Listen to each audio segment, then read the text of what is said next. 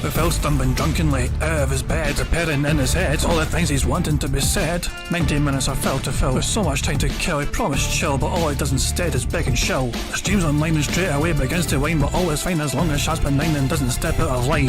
His content's immature for all to endure like fresh manure, but I feel sure he ran straight to feeling so insecure. The money earned from yesterday was withdrawn and long gone, as Phil's spending impulse is always had to stay on. If supports are also slow and stays so low and fails to grow, you never know, the show may turn into an easy bingo. One ticked off across the board with charge to what because the squad can't be ignored. Just how much DSP makes us feel so bored to help us fight or sleep and try to keep alert to watch a creep who play bingo, but Phil will bitch and why his sheep are also cheap. While DSP is chasing green, we're seeing green across the screen as Phil's routine predictability rivals are so machine. It's not in burp and leaning ban, it matters not if I fun his trials can't see if ours make him feel less of a man. Takes a drink and starts his like before lunching into a big pretending there for bills when truth is dead to buy a wrestling JPEG. Talks about his shitty life of college cat and fatty life and all his strife of forgetting that it's unwell and they were rife. With drama he will react but isn't act as a fact as he rehearsed to be exact and how he felt he was attacked. He seems nearly over and a win is in sight with what to white despite Phil to light that tips were not light. We'll say alright it is okay and now it's time for Phil to play, but first he'll say that tips will help from being off the other day. And with those words we win again, it's never if but always when the game is won. Thanks to that we made it to the very end.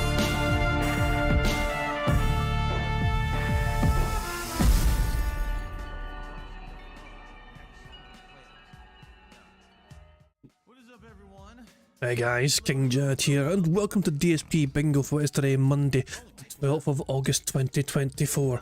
Do hope you're all doing very well so far. Hope you're enjoying your week so far as well. Yeah, I'll tell you who's had a good time. Phil Burnell had a very robust, fun time, especially yesterday, especially last night, because Phil Burnell made a shit ton of money, and you know he's he's on a severe money high. Not only is he on a money high, he's on a money high and he's on an eagle high, and he's on a I am back and I have proven everyone wrong sort of high. Some people, I mean, I want to reiterate this point, okay? Some people actually get super fucking upset when Phil Burnell is given a lot of fucking money.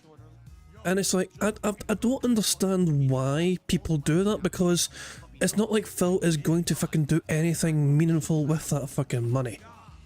If history has taught us anything, Phil Burnell will not do anything fucking intelligent with that money whatsoever fucking ever. He could be given all the fucking money in the world and he would find a way to fucking not use it effectively, and before you fucking know it, he's going to fucking need to ask you, have you got any more, as usual. And I made a wee tweet earlier on, in typical Ryman fashion, because I do wax lyrical sometimes with the words and all that shit. $4 in one stream, no honeymoon in sight, no money for editors who work day and night. No household repairs as the time is not right. We'll beg you tomorrow as money is tight. Will never be enough, which is why it's so funny, as Phil always wastes every cent of his money. Because I generally think that's true, because Phil Burnell has never, from my experience, done anything intelligent with the money he is given. Doesn't matter if it's like a few bucks or $100 or whatever, or $1,000. It's all, if he begs today, I'm going to lose my fucking shit. Especially after giving so much. He got like $1,300 in tips just about, and he got about, was it $2,800 in super chats or something crazy like that. It's mental money. And also plus tons of memberships as well, you know what I mean? The Kino Casino guys were demanding our audience to support Phil, and lo and behold, you know, they kind of opened up that wallet and threw Phil all their money, and Phil's like, yay, thank you guys, you really love me. What the hell? Speaking of, there's a random DSP reference. Random little DSP reference from the Critical Drinker's most recent video that he uploaded an hour ago, and Skulldog was one that mentioned this to me. So it's a video that Critical Drinker made about Kathleen Kennedy who's at Star Wars, and basically there was a Phil Burnell reference snuck in there. I'll let it play out. Would she be fired after the latest apocalypse? Oh my dog, what's up? Nope, sorry. Thank you very much to Kel Detson for the super chat, who says apparently he's going to do something with someone named Metocar, or however you spell it. Who is that even? I mean, we know who it is, of course. I mean, but Phil Burnell always seems to get confused of who it is, even though he knows exactly who it is. Mr. Metocar, Phil Burnell is intimately acquainted with him. So for Phil to claim he doesn't know who it is, he knows damn well who it is. And the fact that Phil tries to butcher his name sometimes is quite fucking laughable in my opinion, but there you go. Cheers, Cadence, for a super chat. So as I said, I'll let this clip play out and see if you can spot the Phil Burnell reference. Ecliptic box office disaster? Had she been quietly demoted into a symbolic figurehead with far more capable executives making the actual decisions? Was she engaged in some kind of brutal civil war within the studio, desperately clinging on to power even as rogue factions tried everything they could think of to dislodge her? Who knows? All we know for sure is that just like cockroaches, a particularly stubborn weed, or Darkside Phil, there was just no getting rid of her. Whoa, well, let me fucking go. Phil Burnell's made it because he's fucking been a reference in a Critical Drinker video, which already has almost 140,000 views in an hour. So there we go, Critical Drinker, name drops Phil Burnell, he's truly made a fucking big time once again, the renaissance is complete. So yeah, big ups to Skulldog for passing that on, that little Phil Burnell reference. So yeah, Phil's on a money high, ego high and all that shit, so expect the delusions of grandeur to be off the charts, and he's going to fucking regale us all with a story. The show almost didn't happen, lol. I'll tell the story, you'll love it. I can tell the story for you. Phil Burnell did not fucking do any fucking research into how to do this shit. He tried to get it set up at the last fucking second, and then there's all sorts of tech problems, and the lore and the bitrate, as per Kino Casino's advice, seemed to fix the issue for him. Because Phil Burnell streams at a ridiculously high bitrate, which is quite unnecessary, especially, so yeah, it's just Phil being fucking dumb as hell, as per usual. While we wait for Phil to come on, okay, how about we watch Memology's compilation of Phil and the Kino Casino guys reacting last night. It's a 14-minute long video, and yeah, if you've not seen any of it yet from yesterday, this is an interesting compilation. And Phil, what I will say about Phil is that he clearly, it's like, see, Phil lacks the ability to be organic. Oh my dog! What's up? Nope, thank you very much to ES for the super chat, who reminds me, I'm going to correct you, it's Delusions of Grandeur. Yeah, my bad. I said grandeur like I was some sort of fucking intelligent person, that's my bad. It's Delusions of Grandeur, of course, yeah. There we go. Phil Burnell's going live apparently. Let's put that little son bitch on pause. The music's not playing either, so does that mean we're going to start talking now? Ready? Oh god, and then you got a dumbass intro thing as well. Oh, it's such a dumb intro. It's such a dumb intro. It doesn't fit. I'm serious. It Who fucking it's too cares? small. It's too small. It doesn't fit. I can't get it any further down than that. I guess that's going to be the whole thing now every time. So it's too small. So you got a pre-stream bumper as well as this shit. Okay. And yeah, so Phil's going to start fucking talking. So I'm going to put that some bitch on pause. Let's go to 1.25. Don't know why the quality lowered. Let's go to 1080p as well. Sure. And let's just build up some speed up just because I think we're going to need it today. We can't. I don't want to endure Phil Burnell at normal speed. Nobody wants that shit. So let's watch some of Memology's. Actually, I'm not going to watch the whole thing. I'm going to skip ahead to the end, essentially. Because it's the end that kind of shows Phil Burnell for what he's kind of like, in my opinion, you know what I mean? So, yeah, in case you don't aware why Phil's holding up, you know, chips. Okay, I'll show you the start and I'll show you the end, okay? Because you need to understand the end, you need to see the start, if that makes sense. Here? Oh, it's very low a frame rate, people are saying. See, here we go. So what is causing it? Because do you have your bit rate up on OBS there? Is it like raised for YouTube? Yeah. The thing is, the bit rate's high. I always stream high, but my CPU uses 2%. So what could possibly be causing that? Okay. It doesn't even make sense. Like, the only thing I can think of is that us streaming on Discord plus OBS broadcasting is using too much bandwidth in my internet, perhaps. All right. Sorry, everyone. We're just trying this out. Yeah, it's our first time we're doing it. Exactly. So here's what I'll do. And why would you wait until then to fucking do it? Oh my god, I don't know. It still baffles me why I didn't just fucking approach these guys and ask them what kind of settings they use and how they fucking done their streams so Phil could try and copy some shit. So what, they get the tech problem sorted out, whatever, they do a couple of restarts, they lower a bit rate more and more, and then once it gets going properly, Phil Burnell shows off his little thing he got, his little prop. Yes! What could be in the briefcase? That magnificent Phil, phenomenal Phil has brought forward. In the casino of life, you start full of chips. So this is what I'm saying. This is what I meant, by the way, when I said Phil fails to be organic. I mean, also, when he's angry as hell and he fucking calls someone some sort of brain dead moron, that is organic rage, naturally. But when Phil Burnell is attempting to try and fucking burn someone, he cannot do it very effectively in an organic way. Every single kind of gotcha moment Phil had from this entire stream was essentially rehearsed and planned, so Phil fucking knew what to fucking do, and fucking, because it's clear as day. I mean, if these two fucking think that Phil Burnell just fucking, shot that shit off the top of his fucking dome, then they're fucking more, gullible than I fucking believe them to be. But yeah, all this fucking scripted fucking fake wrestling promo kind of, shenanigans from Phil, it's ridiculous. You'll see what I mean, though, at this point, as well as at the end. Right? Where everyone walks in fully loaded, but over time, you mess up. And every time you mess up, you'll lose some of your chips. Tonight, as we go through the Review Tech documentary by June the King, we're going to see the times in history that Rich screwed up. And every time he made a mistake, oops, he's going to lose some chips. At what point will Rich be felted? Let's find out here live tonight on DSP React. I'd like to believe, I know Phil probably ordered that sort of fucking thing off Amazon, you know what I mean? But I'd like to actually believe that Phil Burnell actually went to a fucking shop and bought some sort of fucking casino, casino chip thing, and I could imagine the fucking person in the shop seeing them buy it and asking them, oh, are you going to fucking play poker with your friends or something? Isn't that nice? And imagine Phil in a shop at the fucking checkout trying to explain, no, he's not going to play this with friends because he doesn't have friends. This is a prop I'm going to use because I'm going to roast somebody that's made fun of me on the internet, and it's going to be amazing. But no, I'm not going to use this for poker, you goddamn. Why the hell would I use these for poker? Like I'd actually have fucking people to fucking play, poker with or whatever. No, goodness no, I'm going to use it for a React prop for my little fucking thing that I'm doing with my new BFFs.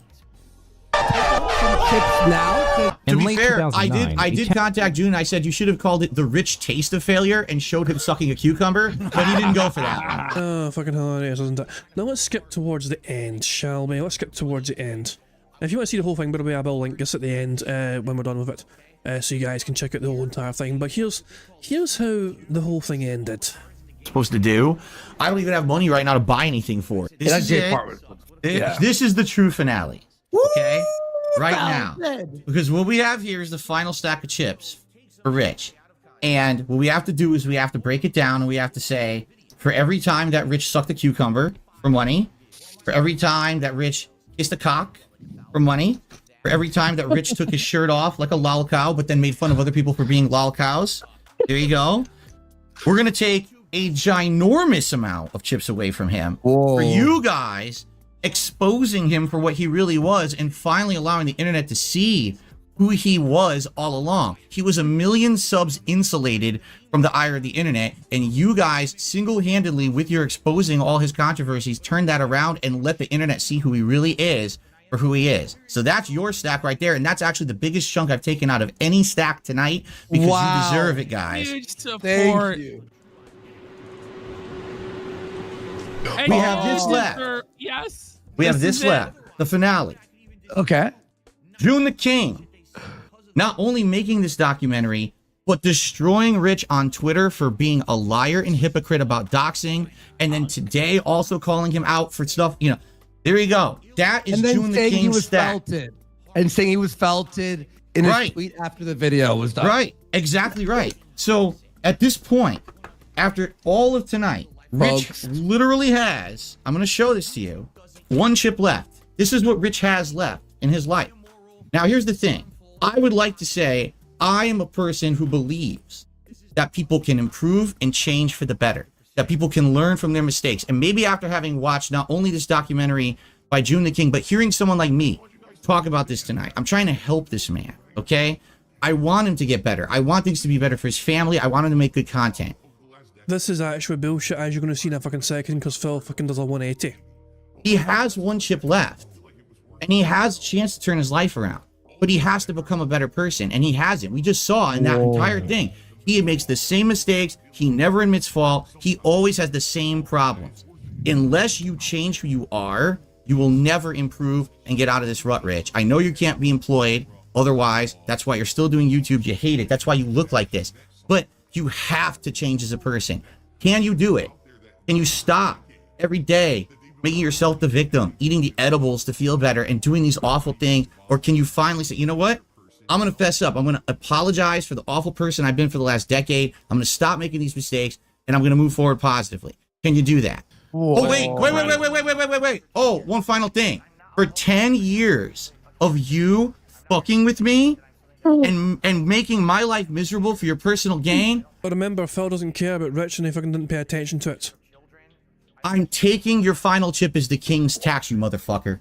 Yeah! You're fucking felted, bitch. Felted. You're done. Because the thing is, even if I left you this fucking chip, you wouldn't improve your life. You had the chance. You never took an opportunity to improve. You insulated yourself from any criticism, but now you've been exposed. You're done. This is my chip, and I'm going to wear this proudly in my fucking background from now on because I earned it. He earned it. God, what an incredible place to end our reaction event. Great monologue from Darkside Phil. No, it fucking wasn't. That was cringe as all fuck. If you want to see the whole thing, by the way, because there's other things involved in it as well, there's things in the middle as well, which Phil was actually called out a couple of times by the Kino guys. A couple of references about fucking money and jobs, whatever, and why do you never fucking capitalise when things are going well? Why don't you fucking do things positively with that fucking money? And Phil had a bizarre sort of coping excuse how he's fucking trained and indoctrinated essentially because of the bankruptcy he went through. He's in perpetual fear of things going wrong essentially when it comes to money, so he's always fucking in a state of begging. Morgana sent something over Discord DMs saying, I need you to play this fits the entire experience last night. Move this man! Jesus Christ, there we go. Boo this fucking man indeed. Boo, fucking boo. There we go. So yeah, as so Phil is in an extremely chirpy mood from last night, to say the least. Guys, we need a bingo number for the bingo card. So can somebody please give me a random number? And we'll use the first number in chat. And the very first number in chat I saw was from Jerusalem. Yeah, I'm intentionally butchering the name because I just think it's funny. Jerusalem. It's Jerusalem. Thank you very much. 1116 was the first number in chat I saw. So there we go. We're going to use that number for the bingo card. And let me just get it all set up here. Let's randomise the bingo background image first of all. Who knows what we'll end up with today? We're completely random anyway because I won't see it until we start ticking things off on the board. Now let me enter the number 1116. Enter, and this is the bingo card we have for today's show. Thank you very much to Jerusalem for making for helping us pick a bingo card. Hopefully it will be a robust one today, and hopefully it will lead to a full house. We need Phil to be on siege mode, which is where he crosses and folds his arms while talking to you. Him saying, what the fuck are you talking about? Although I will accept, what are you talking about as well. Him saying addition, interactive and wrong. The second row is Phil pointing at the camera, him saying positive, him slapping his leg, him giving a good old turbo nose, and him saying what I mean by that is. The third row is Phil saying feedback, people saying, him snorting, him saying on demand, and him bumping his microphone. The fourth row is Phil being on defense mode, him chewing some water, him saying fuck, him saying something style, you know, like an RPG style, Gangnam style, money style, whatever, and him clearing his throat. And the fifth and final row is Phil saying you see, him standing up randomly, him saying members, him saying necessarily, and finally him mocking his own chat. There we go, that's a bingo card we have for today. Thank you once again to Jerusalem for helping us pick the bingo card for today's game. If it wins, it's all thanks to me. If it fails, then I was going to say blame Jerusalem, but I might get a lot of hate for that for the wrong reasons, you know. I don't take that can be out of context. You might say that out of context. Let's not get political here. Anyway, if we get a full house on the bingo card for today's show, we add $25 to the bingo prize fund, which is currently sitting at $90. So we win today, we go up to $115 for the bingo prize fund. At the end of the month, we're going to have a marble race to determine who's to take home half of that bingo prize fund, because the other half will go to charity. So if you want a bit of a chance of winning half of that bingo prize fund, whatever it ends up being, you've got to make sure you have a comment on a community post, which is linked in the description of this live stream. So if you haven't done that yet, do it before the end of the month so you can get in with a chance of winning half of that bingo prize fund. There's a variety of ways for us to get free spaces for a bingo card you see before you. For example, if Phil burps or snorts 10 times before he starts recording for his crappy react stuff, that gives us a free space. If Phil begs 10 times, usually I would say if Phil begs 10 times, we get a free space.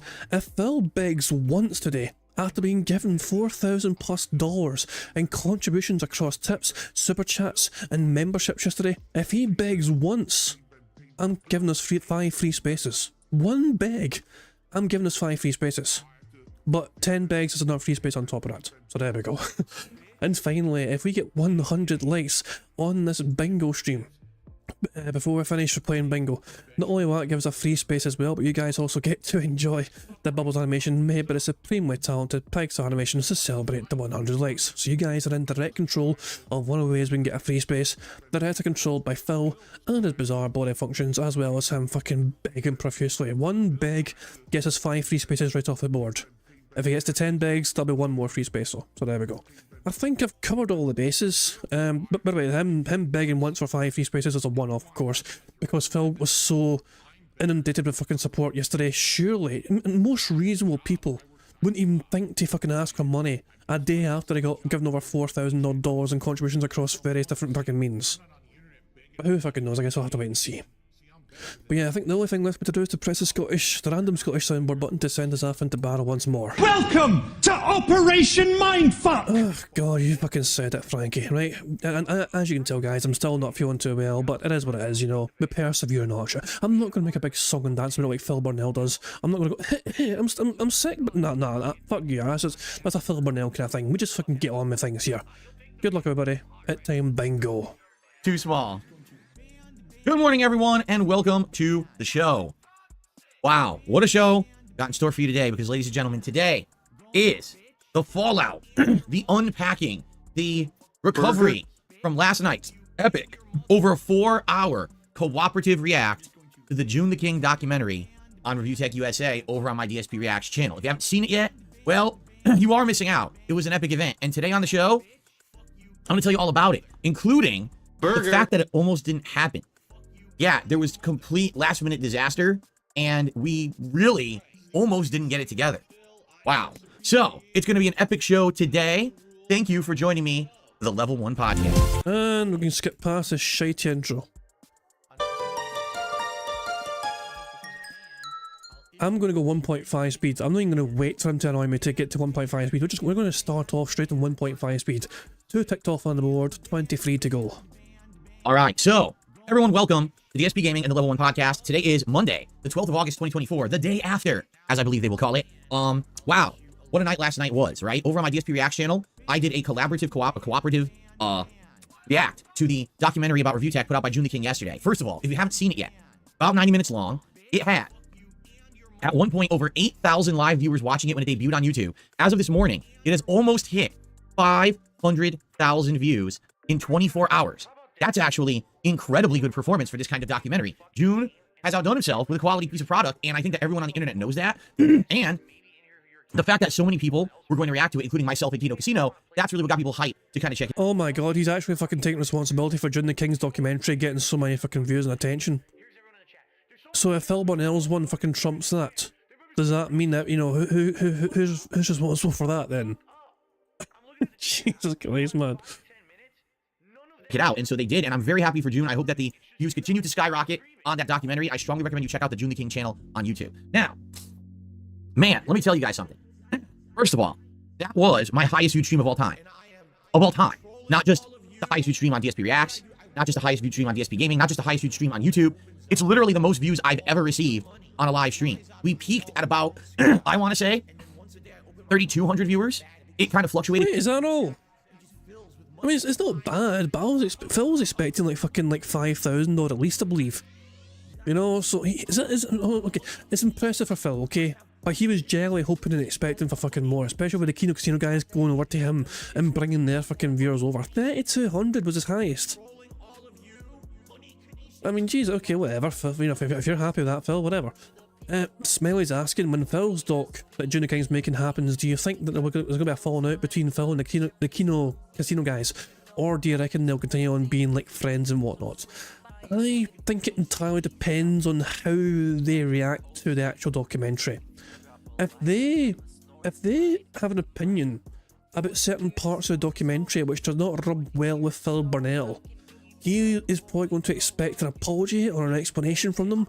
But I think if that does happen, then the Kino Casino guys will just fucking do one of those kind of facetious fake apologies that Phil likes to fucking do in the past, you know?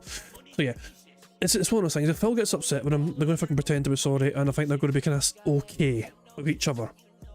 Who knows though? I don't know.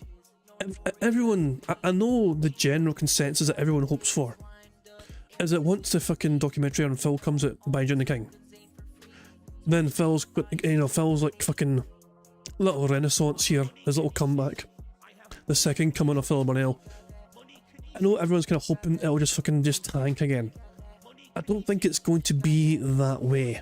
But what I will say is that, I mean, I am a strong believer, okay, that Phil Burnell is the absolute worst fucking troll to Phil Burnell. He is his own worst enemy, and he always has and forever will be his own worst enemy. When Phil has this fucking massive, so he is hitting peaks that he's not hitting many a year right now, right? The Kino Casino guys all fucking love him, whatever they told me, they know they fucking love me, and they send me all their fucking viewers towards me, and they gave me all their fucking money and all that shit.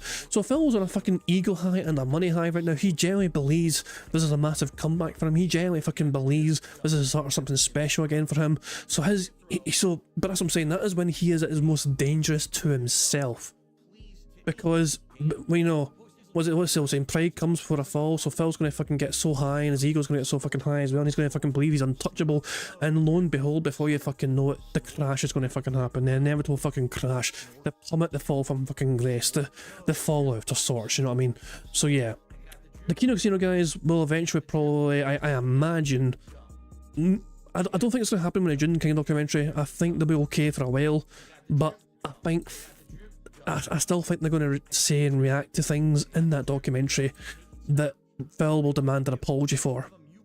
Maybe not publicly, but privately at least, because Phil, you know what Phil's fucking like, I thought you guys were my friends, I can't believe you would say that and believe that, and actually, and they'll fucking probably give some sort of fucking half-hearted apology.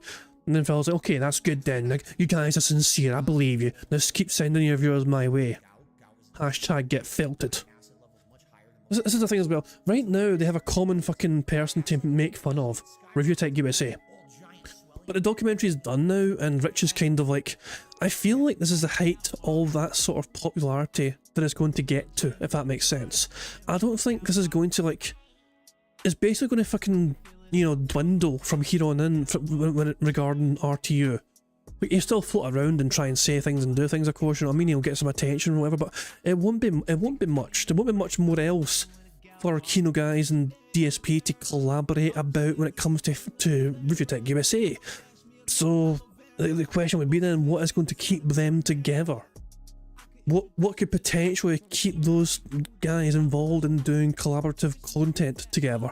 Especially when Phil Burnell criticises such content on a regular fucking basis because it's fucking just people being misery brokers. As he called Keemstar a misery broker, and yet the Kino Casino guys are essentially exactly that, because they also fucking make content based on the drama of all these lolcows. They are misery brokers themselves, so it's like, it's sheer hypocrisy on Phil Burnell's part. That's my take on it anyway. I mean, and it's a weird fucking thing. I don't know, it's a weird fucking thing to me. All I'll stress is that give it time. Don't lose patience. Don't get upset Phil's fucking got some like sudden little burst of popularity and he's got some money or whatever. Please just have some patience, because when Phil screws us up, and he will, if history has taught us anything, Phil Burnell always screws these things up. The fallout from this and the crash and the fall from grace is going to be fucking delightful to fucking watch.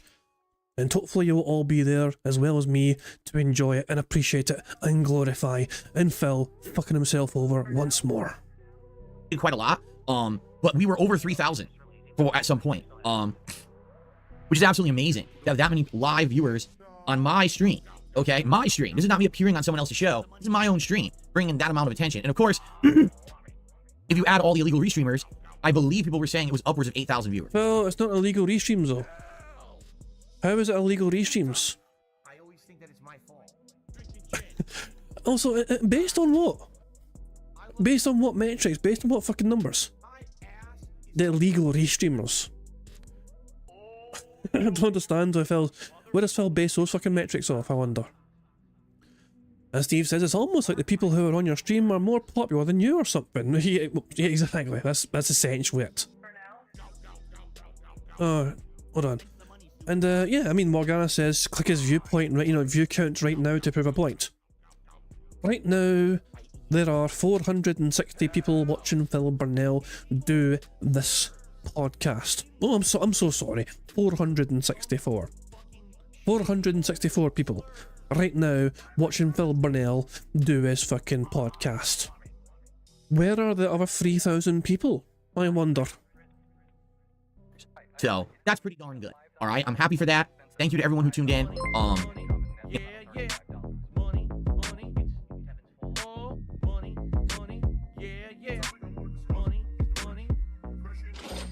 The like button tipped £1.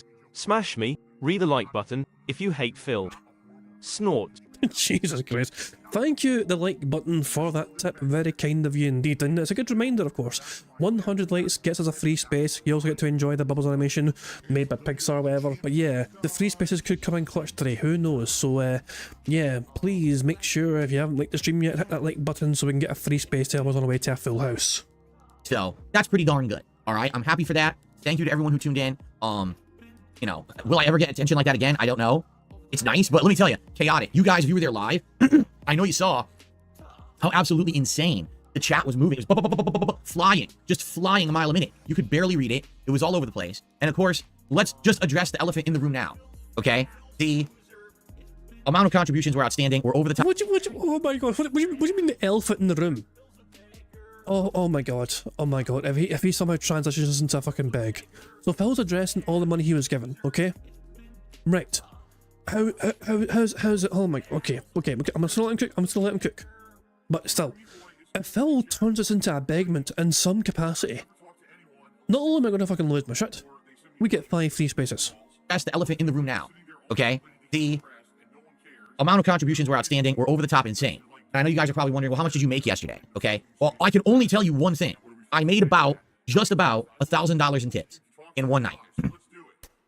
Thank you. Whoever contributed yesterday, seriously, thank you so very, very, very much. You understand how much that's going to help me and my business, and I really, really appreciate that. Okay, $1,000 in tips in one freaking stream. That's nuts, all right? Now, Jasper done better.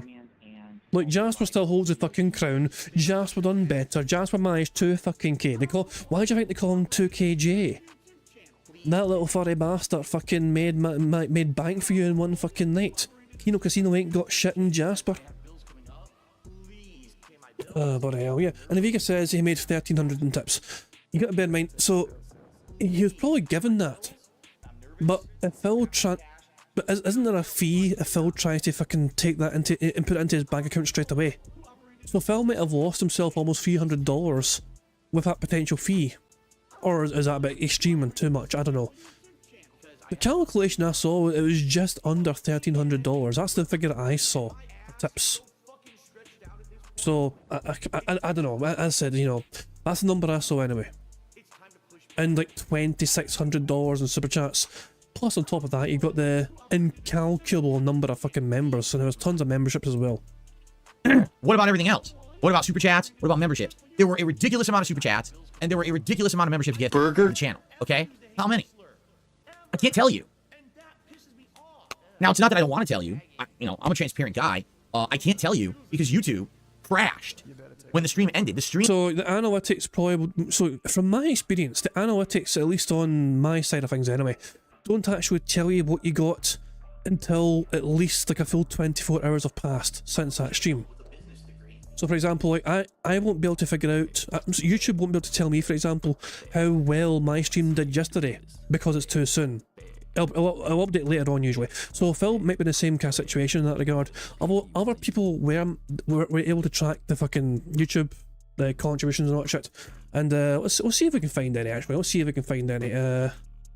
What about Gamerface Gaming? Gamerface Gaming, where are you, buddy? Yeah.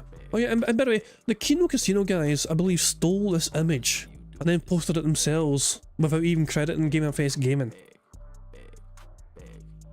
So yeah, that's a bit of a scummy move, but whatever, I would expect nothing less. He made almost $3,000 in super chats, but bear in mind, 30% of that goes to YouTube.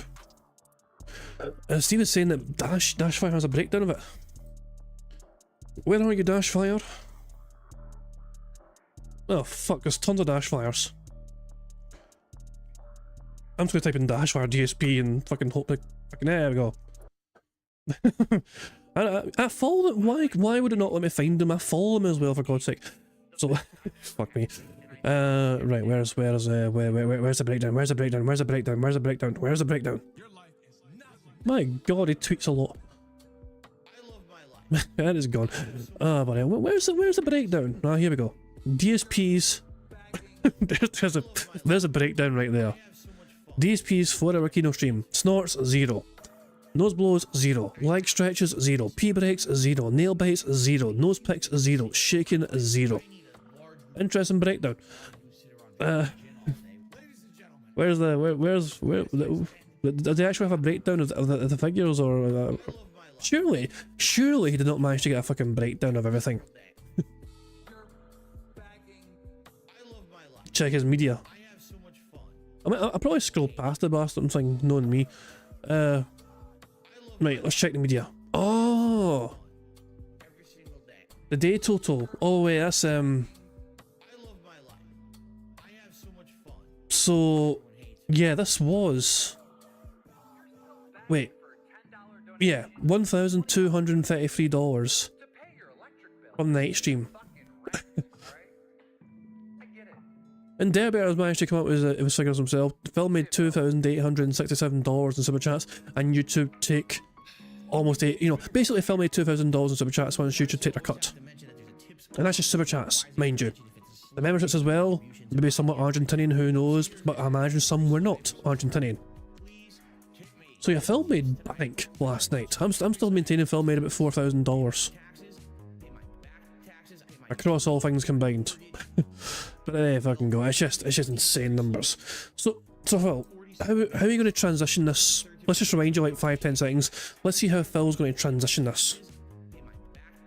I can't tell you. Now, it's not that I don't want to tell you. I'm a transparent guy.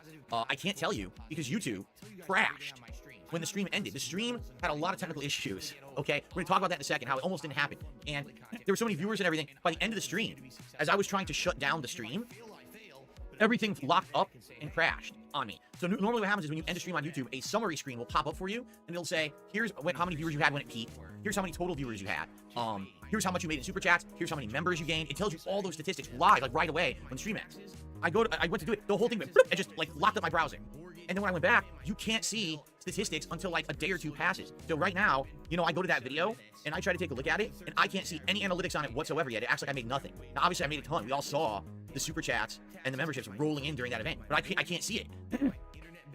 I can't see it at all. So I'll know in a few days. It'll take, usually YouTube, the longest it'll take is like maybe 3 days, and then you'll get an update. It'll update your analytics, and I'll know from my YouTube Studio app and everything. It'll tell me. I'll be able to take a look. But I did not monetize the stream in regards to ads, so I made $0 in ad revenue. And then, as soon as the stream ended, YouTube said, oh, it's ad unsuitable anyway because of the content. Now, there is literally nothing in there that's ad unsuitable. There's swearing, but swearing is allowed. So I did try to apply to get, that fixed up, but FYI, knowing YouTube, they're probably not even going to look at it for several days. So anyone watching it now, enjoy, ad-free. There may be some ads on the video in the long term, which would obviously be good and help the channel. But sadly, I get nothing on ads whatsoever. Oh my god.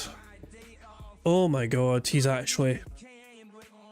I can't fucking believe that he's actually fucking going down this fucking road. Also, the volume is a bit strange, I know, so let me boost the volume temporarily until it fixes itself. Is that a begment yet? Have we hit the begment levels? Because YouTube demonetized it. Aren't they nice guys? Whoa, super loud. Is that a fix again? Right? It's fixed again. So, already, I made a clip. My very first clip from that stream is live on the DSP React channel already. I am going to plan to maybe like once a day make a clip from that stream and try to get it up on the channel. But I want to kind of do it in order. Like, there's maybe 3 or 4 big moments that stood out for me during the React that I want to highlight. The first clip is me revealing the briefcase. We've already seen that. The pre-rehearsed fucking promo. So yeah, you guys already fucking know exactly what that's like. you don't know what the briefcase is, I kind of don't want to spoil. I'd rather that you watch the clip. But it was something that we used over the course of the entire React. And that's an idea I came up with as a result of actually watching some of the Kino Casino streams, because they're always making references to, like, you know, people felting, meaning you ran out of chips at the table, so now you just got felt in front of you because you're out of money. And I was like, dude, perfect idea. When we're going to do a React like this, the person starts out with all their chips, but every time they make a big mistake, that's when they lose them. It's just like you're losing a hand at a poker table or at a blackjack table. And so I just did it over the night. It was really good. So check out the clip, check out the React. It's live over there right now. And I hope that you enjoy it, okay? So good stuff all around. I want to say thank you to the Kino Casino guys. Obviously, if I just done the React for myself, I probably would have brought in maybe 600-700 viewers, because drama, so more people would have come. I would have never broken 3,000 viewers. I wouldn't have made insane amounts of support like I made at all. So I'm incredibly grateful for that. All right. Pretty awesome, actually. Oh, and by the way, just so you guys know, today, we might have some newcomers on the stream. I don't know how many newcomers will be here today or not. If you are here and you're a newcomer, FYI, I shout out all contributions at the end of the podcast. It'll last like half hour or so. So if you contribute, thank you in advance. I really appreciate it. This is a normal day for me now. So my goal is to hit $50 on any given stream. That includes this podcast. What's a big? This is fucking depressing! We have 5 free spaces because of that fucking big. I can't fucking believe he's actually fucking going into it. He's actually fucking begging a day after being given like 4 grand across various different fucking things, like, you know, tips and super chats and memberships and oh my fucking god. And he's trying to get ads enabled after the fact. And he's appealing it to try and get ads enabled on that shit. Oh my fucking god. Of course. Oh, it'll never be enough. So that's 5 free spaces right off the board, guys. I'm a 2 snorts away from another free space. But Jesus goddamn Christ. Oh, I can't believe. No, otters. Otters save my fucking miserable soul from getting too angry. Let the otters soothe my evil little soul. Oh, God. He's actually. Oh my god, he actually begged. He actually fucking went through the usual speech and like, hey, this is, I have a goal. I have a daily goal. If I don't hit that daily goal, I get super upset and I consider that stream a failure. Because if I fail, you're given $1,000 in tips every day. But no, it doesn't matter. My money's going. I need money to pay my bills.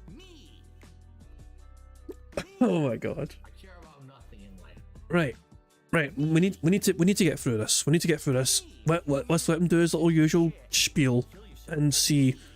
I can only imagine. Surely someone in his chat is going to fucking mention the fact that he's going through his usual fucking, you know, speech of like support, and someone's going to remind him that he made $1,000 in tips every day. So why he even focused on that?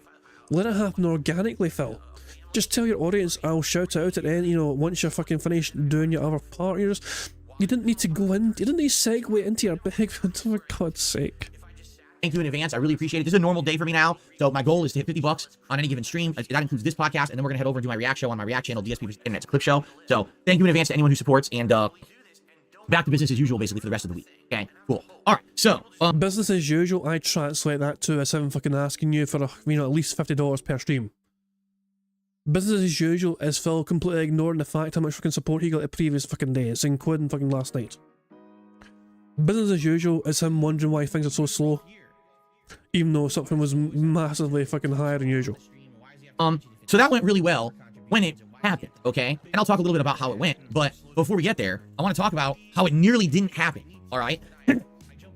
So, as you know, yesterday, I tried to, well, 2 days ago, I tried to test Discord to see if I could actually run this call with the guys from Kino Casino to do our co-op React on the Rich documentary. And when I tried to do it, it was working, but I was having some tech issues. Like, for example, the video kept disappearing, and I couldn't understand why, and the video looked choppy. And I was like, man, you know, it's kind of weird because I know this PC is good for this kind of stuff. Yeah, it's a 10-year-old PC, but it can't handle a Discord call. Like, what the heck is going on here? And I couldn't figure it out. And so I said, you know, to Andy, I think you should run the call, because you're so used to doing it. You literally run Discord every single time that you stream for your show, so you know the ins and outs of it. I don't understand why it's giving me these technical issues, so I think you should control the call. And he agrees, like, yeah, not a problem at all. You know, I'll call you, we'll get the audio and everything working, and then I'll run the video, and, you know, but you could run the stream. I'm like, perfect, that makes sense, because then I can look at the chat, I can do shout outs, and you can take control of the video call. It makes it so we're splitting the responsibility, and it makes it better for both sides, right? So, here's what happened yesterday, all right? They call me, they're on the call, and I join the call, and they go, uh-oh, Phil, we can't see or hear you. Uh-oh, what's going on? And I realized, oh, wait a minute, I got my OBS open. And the thing is, OBS is trying to use my camera and microphone while Discord's trying to use my camera and microphone. The computer doesn't let you do that. So there's an error, it's not letting it show. Like, oh, okay, I know what I gotta do. Let me close OBS, let me close Discord, let me reopen Discord only, okay? That'll get the resources working with Discord, all right? That is completely wrong. Like, you can... Oh my god. Like, so when I have a guest on for Bingo, you know, so you have an option in OBS called Start Virtual Camera. And when you do that, it basically fucking shows... You can use that as a webcam. You know? So when I'm doing so I'll share my webcam with a guest, but that webcam will be basically the OBS footage. And you can... Phil, you are so fucking ignorant. Whatever, yeah, Phil knows better, of course. Phil knows what he's fucking talking about, of course. Yeah. He's an expert in these kind of things now. He had one call and he made like $1,000 in tips based off this fucking show he had last night. Of course he knows what he's talking about. Fuck moron. That's a simple fix, and that worked. Then I'm on there, my video, my audio is all working, and then the stream's already set up. I had the stream set up for a week, right? Everyone had bookmarked and everything. So I said, here's what we'll do. You know, we'll go live, and you know, we'll test the waters and see how everything's working or whatever. And so we're about to go live, and all of a sudden I notice that Ashton's webcam keeps freezing and unfreezing. And I said to them, hey guys, are you seeing this? And they're like, no, we don't see that. I'm like, well, it's not, you know, I'm not doing anything. What is it? And so we realized it's got to be something to do with the call on Discord, that because there's 3 of us on the call plus playing a video, like it's doing something technical that's screwing with the call, and we don't know what it is. They could see everything on their side, but Ashton kept freezing for me. All right. So what I ended up doing was every time that he was freezing, I would have to like move the mouse pointer around and then it would work again. It didn't even make sense. Like, how does that make sense? It doesn't, right? So that was one technical thing that we didn't even figure out, like why that was happening. And you'll notice over the course of our react that Ashton's camera keeps freezing and unfreezing. Like, why the fuck does that keep happening? And it drove me nuts. It really does. Like a pet peeve of mine. I want things to be smooth when I do a broadcast. And if I see something like that, it bothers me a lot. It's very hard for me to ignore it. So you'll actually notice, if you watch the replay, I keep like moving stuff. You're like, what is he doing? Why is he fidgeting like that? I had to keep doing that or else Ashton would have been frozen. It's so dumb. Okay. So that's tech issue number 2. But then the big tech issue happened, okay? So I turned on the stream. And all of a sudden, as the stream is going live on YouTube, I'm getting a giant error message. The quality of the stream is not good enough. YouTube is not receiving enough data. And because YouTube is not receiving enough data, this stream is now going to be choppy for your viewers. Fix the issue. And I'm like, wait a minute. What? Like, why? I stream every day at super high quality. I do gameplay. I do this live 60 frame camera. I never have this issue. What could possibly be causing this data issue with YouTube? So I'm trying to figure it out, right? And the first thing, so Andy and I are trying to brainstorm and figure out what's going on. And we're like, all right, maybe I'm broadcasting at too high a bitrate. Now, how does that make sense? Because I broadcast at 15,000 kilobits per second every single stream. It never is an issue whatsoever. Never. Okay? So it doesn't make sense at all that this is causing an issue only on this one particular stream. So Andy's like, can you lower your bitrate? I said, yes, I can lower my bitrate. No problem. So I turned the stream off, lowered my bitrate by about 7,000. Seriously, I went from like 15,000 to 8,000 kilobits per second. Okay? And then when I go to turn the stream on, Oh my god, what's up? Thank you very much to Twilight Media Court for a super chat, who says that YouTube was a detractor last night. Get the spoons. I'm sorry? Thank you very much, Twilight, for a super chat. But yeah, Phil, everyone predicted it. Everyone fucking predicted it. Phil's going to have a, you know, at least the start of a stream anyway was going to be a disaster because he was not going to fucking plan it properly. There was not a lot of, you know, he did nothing whatsoever to try and test things working properly. Well, I'm sorry, he called himself and thought, okay, that'll do. Like, no, the best way to test this shit properly is to do an unlisted, this is my take anyway, there might be better ways of doing it, but I feel like the best way to, you know, stress test this is, you know, do it as an unlisted stream. That way you're fucking transferring the data to YouTube or whatever anyway, and you're doing the things you're planned to do anyway, and see how the stream operates in the street and see how it works. And then also do your Discord call as well, whatever, have somebody on, make sure that, you know, they can see everything they need to see, they can hear everything they need to hear. But if you do an unlisted live test stream, you know, which also no one can fucking access unless they have the fucking URL, which only you would fucking know because you set up the fucking stream. That is probably one of the best ways, in my opinion anyway, of trying to kind of test these issues and make sure things work. But Phil was like, that's impossible apparently. That's impossible for Phil to do. No, he hasn't got time for that. He's too busy fucking, you know, buying his little fucking shitty briefcase with fucking casino chips in it, just preparing for his fucking monologue of wrestling promo. 7,000. Seriously, I went from like 15,000 to 8,000 kilobits per second.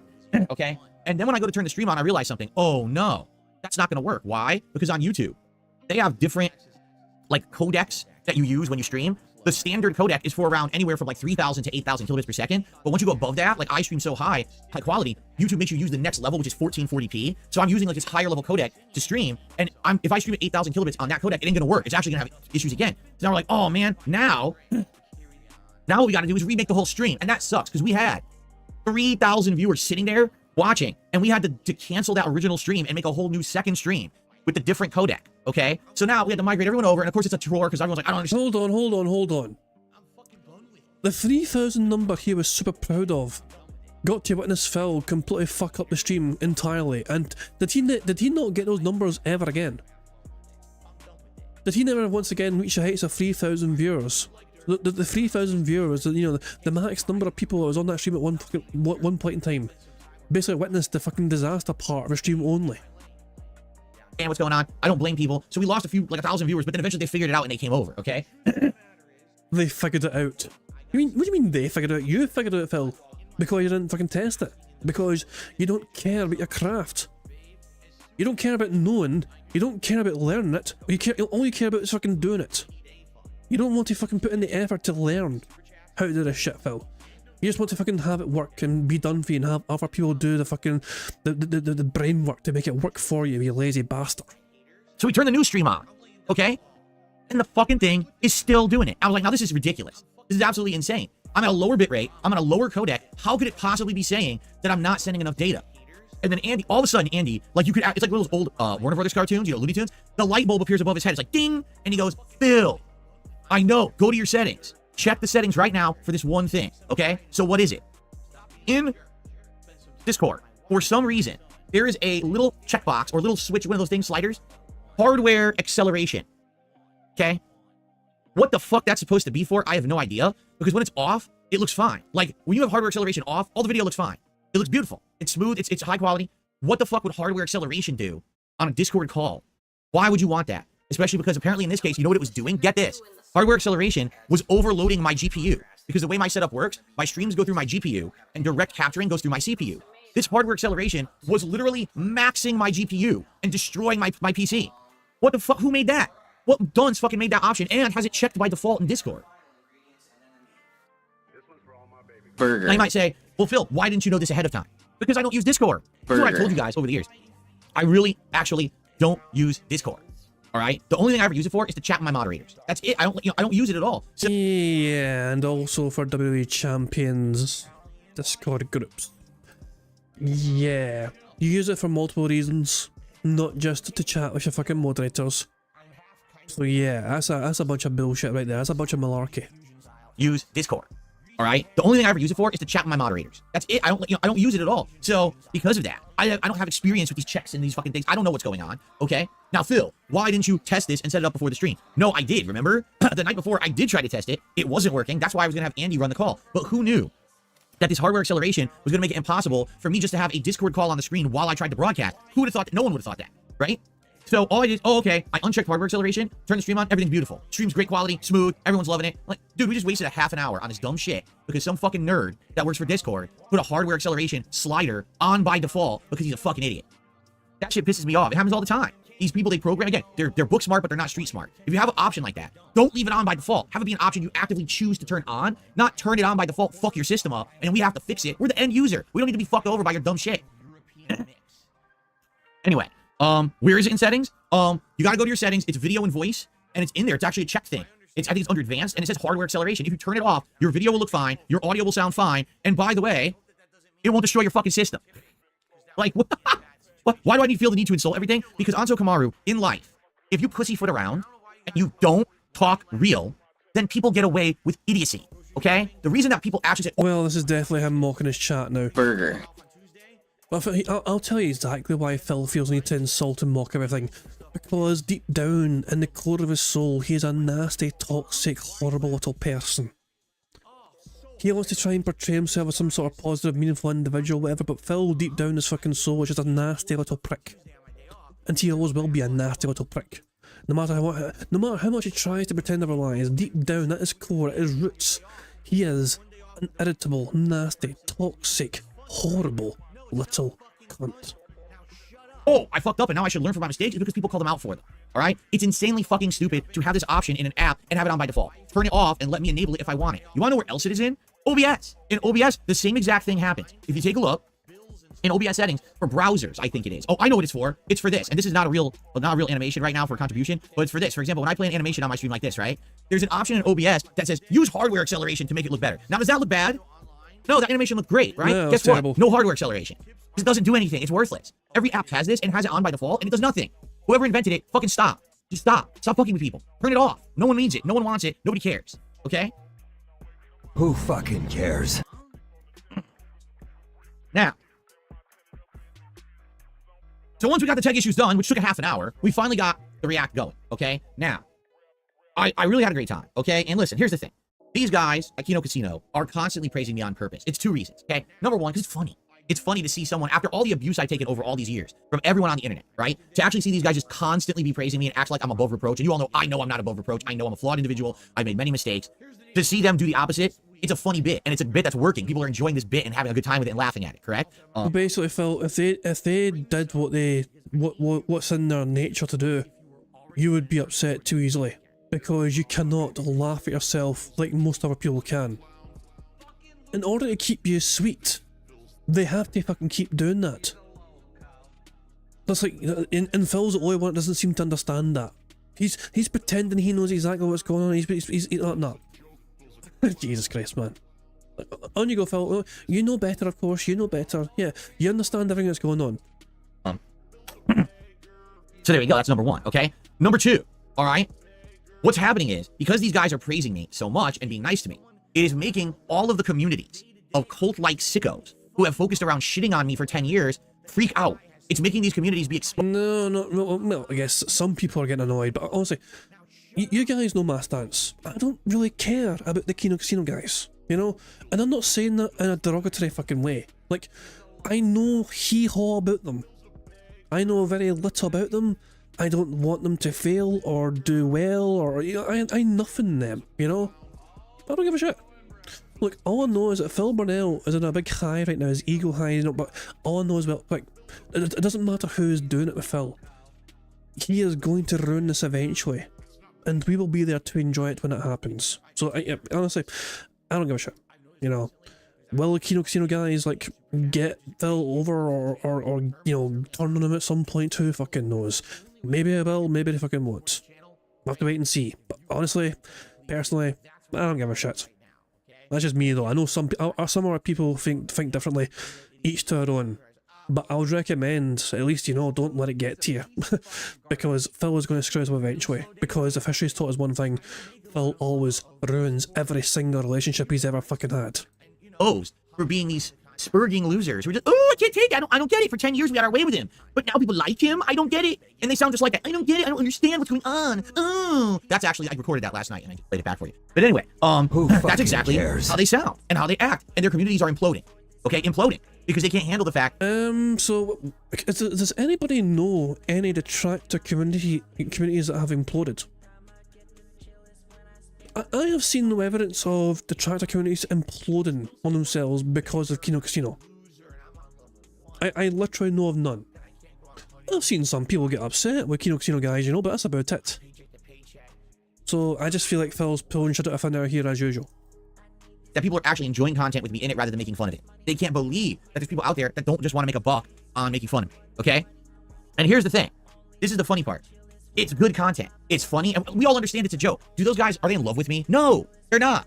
But I'm also not. I know that I'm a flawed dude. I know that what they're doing is a joke, but it works. It's funny shit, right? It's entertainment. It works. And content is what we all want to put out. We want to put out entertaining content for everybody. So instead of doing what everyone else has done for the last decade, do the opposite and profit and make good content that people actually want to watch instead of the 4 millionth piece of content that just shits on Darkside Phil and ruins his life and business, right? So it's working, okay?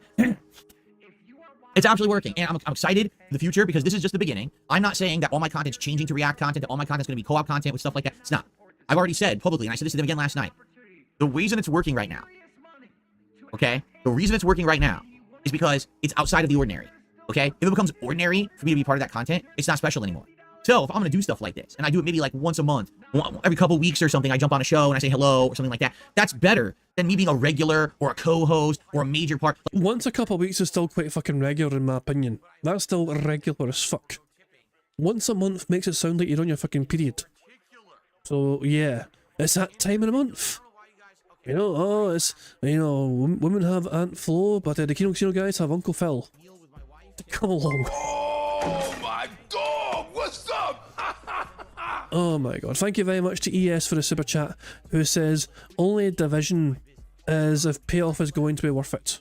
I mean, it's one of those things.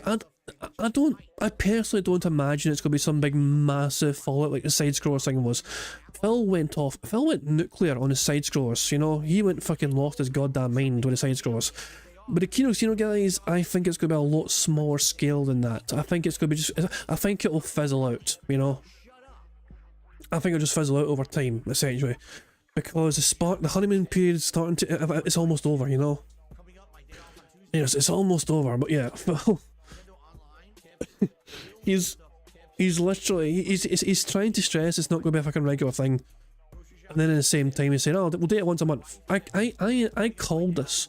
I knew as soon as last night happened and worked well for him, he was going to want to do this at least once a month. Like some people are like immediately, dude, that was so good. Why don't you immediately do another react with those guys? Whoa, whoa, whoa, whoa, whoa. That's the opposite of what you would want to do, because then there's no build up, there's no excitement, there's no anticipation, and you're giving too much of the same right away. You want to base that out, you want to stretch it out, so now it's special when we get back to doing it again, correct? That's how I feel anyway, and I think they agree with me. So, the content's working, people like it, my channel's doing good. If you haven't noticed, we got way more views. We got people checking out things like the clips and stuff that I'm doing on the channel now, which is amazing. Here, I'm literally just doing my content, and I'm getting so much engagement. I'm getting tons of great comments on all of my videos. I'm getting likes on all of my videos. It's all the things I used to have back when I was popular on YouTube. It's happening again. I just want you to think about that. I was a big YouTuber at one point. I really was. I mean, the evidence is there. You can go back and see. I used to get 10 million views a month on YouTube at one point. Okay? Insane. Number? Today, I don't pull in 1 million views. I get like 500,000 views. Okay? But to see that there's renewed interest in my content, that people are like, wait a minute. So he doesn't actually suck. His stuff actually is kind of funny, entertaining. Let me check him out. And people are checking me out for the first time and say, oh my God, he actually is pretty good. I'm not saying I'm the best content creator out there, dude. I'm not. I know I'm not. But I think I at least put on a half-decent show every day, whether it's the podcast or me playing some games or doing some other stuff, whatever it is. I think there's a reason I've had an audience for 16 years. And it's not just people who are making fun of me. It's legit people who actually like my stuff. You understand? Why don't you back it up with a source? My source is that I made it the fuck up. So I am going to stress this point right now. If there was no Evil AJ, if there was no Tevin, if there was no that being said, you know, like, you know, everyone, if there was no prominent detractor, no SOK and Fred Fucks and all that shit, if there was none of that, if no detractors existed for Phil Burnell would not be prominent today. There are far more detractors keeping Phil relevant than his community ever are. How many people in Phil's community have ever made montages of Phil Burnell's best moments? You can count on one hand, literally, how many people have done that. Whereas how many fucking detractors have made content about Phil in montages and in the worst parts, you know, there's countless as I say don't plays. There are far more people willing to shit over Phil because it is fun to do than praise Phil and embrace his content, because Phil's content is just not very easy to embrace because it's not enjoyable. The only way people can endure the content is to fucking laugh at it rather than with it. So if there was no detractors whatsoever, Phil Burnell would not be doing YouTube today. I am firmly of that belief. Who knows what he'd be doing, but he certainly wouldn't be relevant today, that's for damn sure. There would be no detractor groups, there would be no, you know, I'm just saying, that would not, you know, yeah. It's the detractors which have kept Phil relevant and pertinent in current day. Which is like, and some can argue, that's what I'm saying, like, it's like, are we creating our own worst enemy by keeping Phil relevant? It's all we're doing is just pointing out his fucking ridiculous bullshit and hypocrisy. And so many people have different ways to fucking do that. You got Steve Dead with his psychoanalysis style kind of content on Phil, you know? If you got a spare 5 hours to watch the fucking videos he makes, you know? And you got fucking people like Meerkat, it breaks down the streams as well. Brandon done a live stream earlier on of the stuff, you know, that from last night, and it was a lengthy bloody stream. I don't know, it's still maybe going for all I know. Oh my God, but yeah, so many detractors have their own styles and takes, and now compare that with Phil Burnell's community, his actual fans. What do they create to celebrate their favourite content creator? There's very, very, very little, isn't there? It's almost like Phil's content isn't worth fucking, you know, making to enjoy, because is there anything to enjoy? I don't know. It's just one of those things. I mean, think about it. I mean, oh hell. Because usually content creators, especially popular content creators, will have their own little montages made by their fans and supporters, because it's a way of showing appreciation. Here's all my favourite moments from this content creator I like, and I'll upload it to YouTube, you know, and hopefully they'll see it and appreciate the efforts I put into it, whatever. But who knows? Who fucking knows? Dog's asking, do you think Critical Drinker would know DSPs from Kino, the Kino guys? I have no idea. It's very weird seeing Critical Drinker including a Dark Side Phil reference in his video. But yeah, you know, Phil's gonna go viral now. This is now a crazy cool renaissance, honestly. I know that sounds like a joke, but it really is. It's like, hey, I called it a renaissance. He stole my fucking flow. He stole my words, my term. The renaissance of Phil Burnell, Dark Side Phil. Last night, alright. At least he stopped the fucking Jesus comparisons, you know. At least he fucking stopped with the second coming and all that shit, you know what I mean? The greatest comeback since Jesus, however. I got out of this office late, and, you know, we had to go to sleep early because my wife had to go to work very early today. So last night, I just went to sleep. I woke up this morning, and I was like, I feel different. In a good way. Alright? The reason I feel... Well, being given thousands of fucking dollars would fucking do that to someone, I guess. Different is because this is the first time in about 10 years that I feel like people are finally here to laugh with me instead of laugh at me. And people are here to have a good time with me and genuinely are enjoying the content. And it's hard for me to believe that. It is, because it's been... Oh my god, I got one response to that. Nope.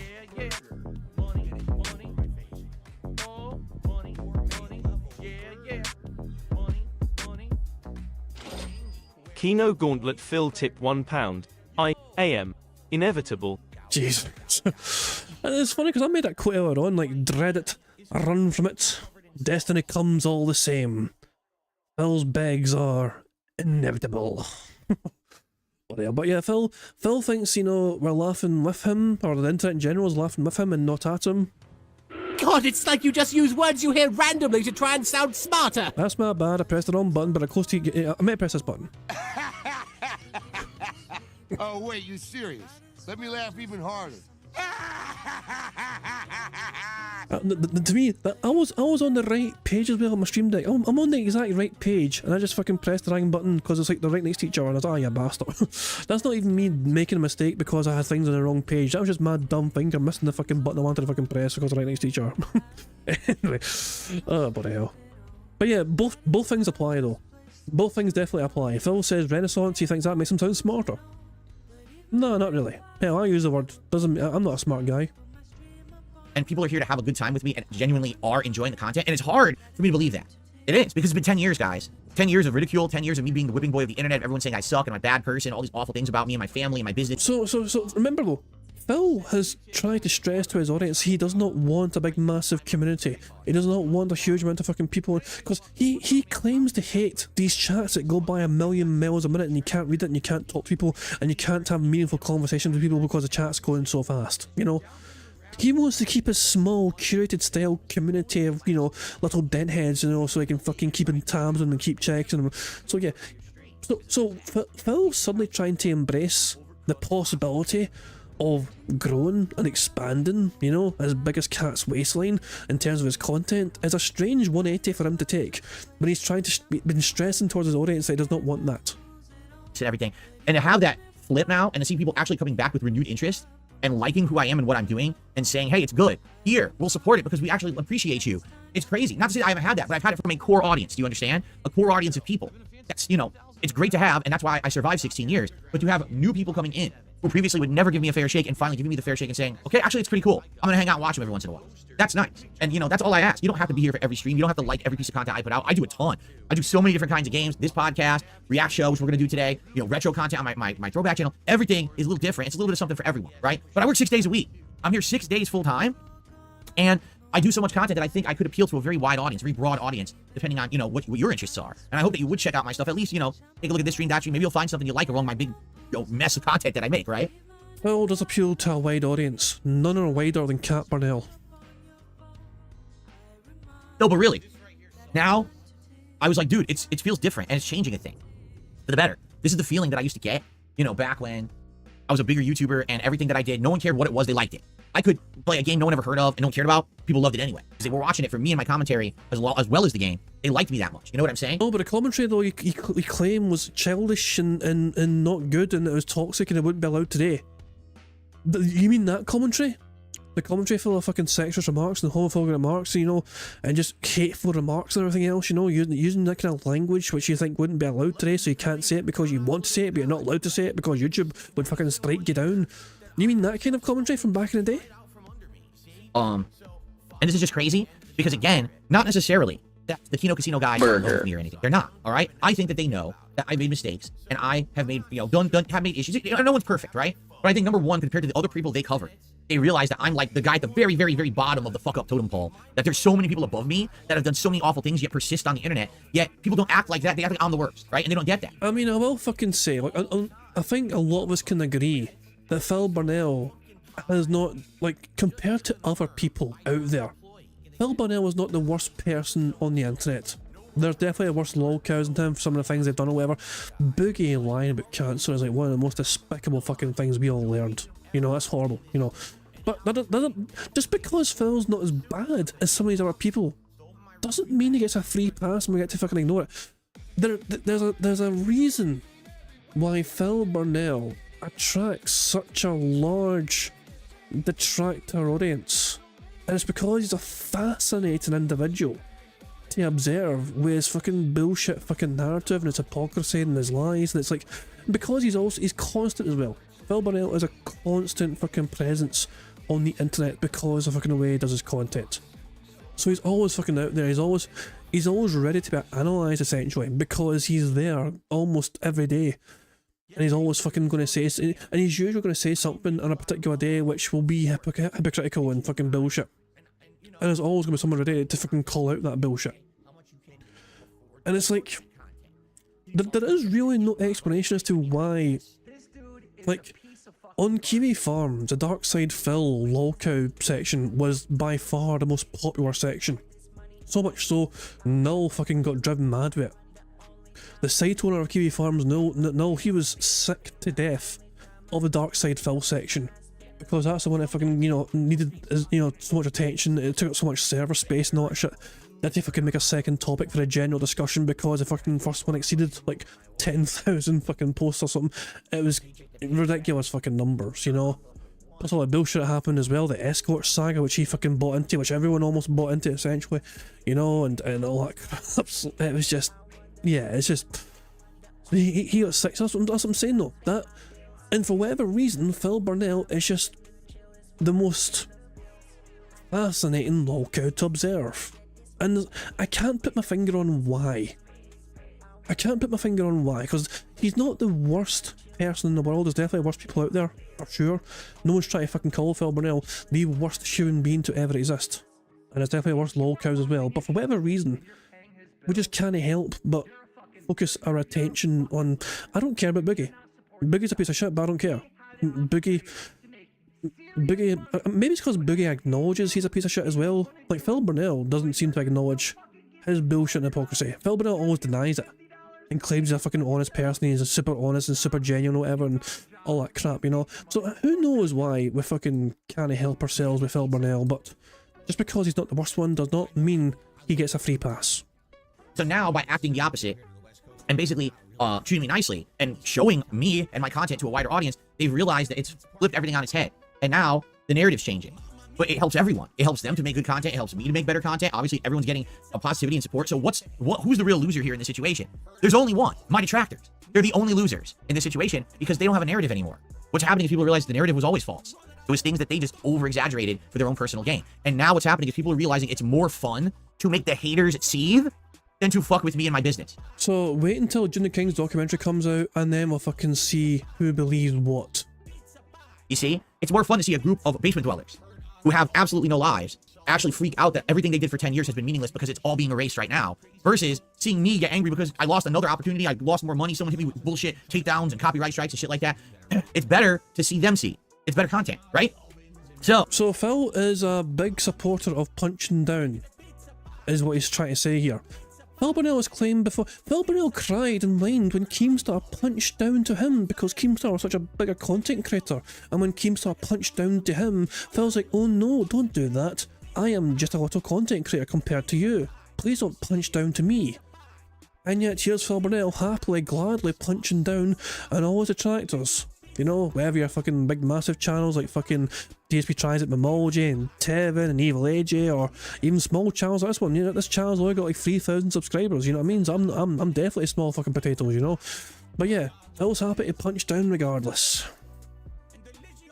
This is cool, all right? And I'm happy, and I just want to let you guys know, yeah, I'm feeling good right now. I mean, everything has been going so well. Just take a look at the last couple of weeks, right? Gaming PC, new camera, both donated, massively improving my streams and setups. Now, collabing with the Kino Casino, appearing on their show, having them be on my show, making great content together. Everyone succeeded. I mean, this is amazing, right? This is all amazing. And the only thing right now that's putting a damper. The only thing that's dampening, no, the only thing that's bringing this down, there's a word, I can't think of the word. Valedictorian, everyone. I'm stupid. There's something that's nagging me in the back of my head, and I think you guys know what it is. It's the upcoming June the King documentary on me. Because it's 4 hours long. There it is. There it is.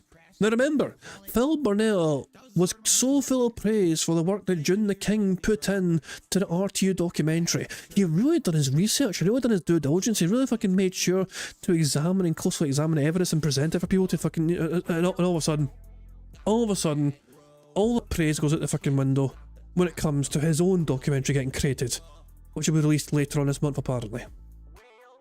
Can't wait to see how Phil's going to spin that into how it's all bullshit and lies. This thing's going to be insane. This thing's going to be so in-depth that you know it's going to cover every little thing that I've done over the years, you know? By the way, Phil Burnell is predicting it's going to take him at least 10 hours, you know, to get through all the content in his React. It's going to be a 4.5 hour documentary apparently on its own, but Phil is predicting it's going to take him 10 hours or so to react to it all. And he's going to do it. His plan, I believe, is to do it every night stream for a while. So every single night stream, instead of gameplay, he's going to fucking be reacting a little bit more to the June the King documentary on him. Hours, can you imagine how much is going to be squeezed into that React? And the funny part is, people are already saying, Phil, are you going to do a co-op commentary on your own React for Kino Casino? It's literally not even feasible. It's 4 hours long. For me to just comment on it, you know, like take a look. 1.5 hour Rich documentary, it took us over 4 hours to get through it. 4 hour documentary, no exaggeration. That's probably going to be like a 10-hour React, if not longer. So just so you guys know, because many of you I know, again, are new, you've only just started coming by in the past couple of weeks, the way that I'm planning to tackle my own documentary is I can't sacrifice all of my normal content for the React. I know a lot of people want me to. They're like, dude, clear your schedule. When your documentary comes out, just react to it for 3 days straight. You got to understand something. I'm here because of my core audience, the people who have supported me day in, day out for 16 years. They want to... You fucking bumped your core audience a day ahead so you could fucking do something with the Kino Casino guys yesterday. Your core audience were fucking cast aside for your new BFFs. Your core audience, who would probably appreciate having as disabled on your shitty streams, don't get to have as disabled because you fucking have it on for them, but you turn it off for your fucking new BFFs. Your core audience you don't give a shit about. Because they're already fucking indoctrinated and they're already fucking under the fucking influence of your fucking, the fucking pig cult leader here. Me play all the new hot releases coming out, and it starts in just a week. In 1 week is Black Myth Wukong. Right after that, there's Star Wars Outlaws. There's the upcoming Black Ops 6 beta. And the cool thing about the beta is I have a gaming PC to play it on now at 120 hertz, and people want to see me play it and see how it performs, but see how I do now. This is all stuff my audience has been hotly anticipating, okay? I can't just drop everything and clear my schedule to react to the June the King documentary in full. So here's how I'm going to attack it, all right? Day streams, meaning this stream right now will be a podcast and gameplay. So let's say Black Myth Wukong comes out, but then a day into it, my documentary drops, okay? So it's going to be podcast, gameplay on the first stream, break, my night stream will be exclusively reacting to this documentary, okay? So that way we're splitting it half and half, and I'm not really neglecting stuff, okay? And so that's how I'm going to attack it, but here's the thing. I can't do that with those guys. I can't, you know, my night streams are 2-3 hours tops. I can't go super late. My wife has work. I want to spend time with her every night, and this is something, I will say this. Out of the entire night last night, okay, the only time that I felt uncomfortable or pressured is because those guys were absolutely adamant that we finished reacting to the Review Tech documentary in that setting. And they're even saying, they're pressuring me, like, dude, you spent a lot of money, you should stick around. I'm like, guys, you gotta understand something. Someone could literally hand me $1 million fucking right now. I didn't say this to them, but this is what is going through my mind. Someone could hand me $1 million right now on stream, and I would still say I have to go because my wife is more important. You understand? Why don't you back it up with a source? My source is that I made it the fuck up. Shit. What's up? Thank you very much to Solidus Prime for the super chat, who says the only one viewing right now is OIC. Yeah, I guess OIC is not really pertinent or relevant anymore because there's a whole bunch of whales in town and it's not OIC. You know, OIC and his necessity is no longer a thing. $1 million right now on stream, and I would still say I have to go because my wife is more important. You understand? She is. Money is just fleeting. Having a relationship with someone you truly love is more important to me. Okay, so I had to get out of here. I couldn't stay late. All right, I already laid down that, right? So with this documentary coming up, what I'm planning to do is split it up into basically doing like 2-hour chunks. They'll do gameplay, 2-hour react chunk to the first part of my documentary. Next day, gameplay, and then another 2-hour react chunk to the next part of my documentary. So you see what I'm saying? So I'm doing it like that. There's no way the guys from Kino Casino are going to want to be every night. All they're doing is reacting to my documentary. And let's be honest, it's give or take as well. I showed up on their show, so they showed up on mine, right? So we, you know, it's kind of like boop, boop, you go back and forth, you help each other out. It's not going to be, oh, now they're going to be on my streams every night for a week and not make content for themselves. That's insane. Who would even ask that? So, by the way, Phil doing it this way is going to fucking be bad for him because everyone's going to fucking watch it and finish it before he's through it. He is going to have to endure. He's going to have to pretend there's things in a documentary which he's not seen yet, and he's going to pretend to have to not know about it, but people are going to fucking tell him about it because it's a part of a documentary. Especially when it gets to that last part, you know, and it covers the fucking last 5-6 years, you know, after the bankruptcy, you know. Oh, he's... he'll probably stop reacting at that point. And it feels like, who cares with that part? But yeah, oh my god, this is... Ah, Jesus Christ. He is going to hurt himself doing it this way, in my opinion, because everyone's going to finish watching it. He'll be the last person to finish watching it. Because he's doing it in a strange way. Although I have the feeling that Phil is actually going to watch. He will probably watch more of it than he reacts to ahead of time, so he can take notes on some things, I imagine, because that is how Phil usually does his. Phil likes to have notes prepared for things he's reacting to, so he can debunk things with knowledge and evidence.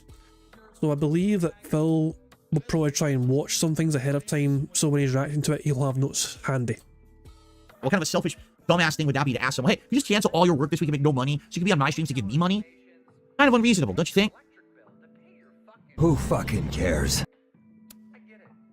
So yeah, so that's coming, and that's the truth. The one thing that's dampening, I keep saying dampening, that's not the word. Bringing me down. What's the word for if you're getting brought down?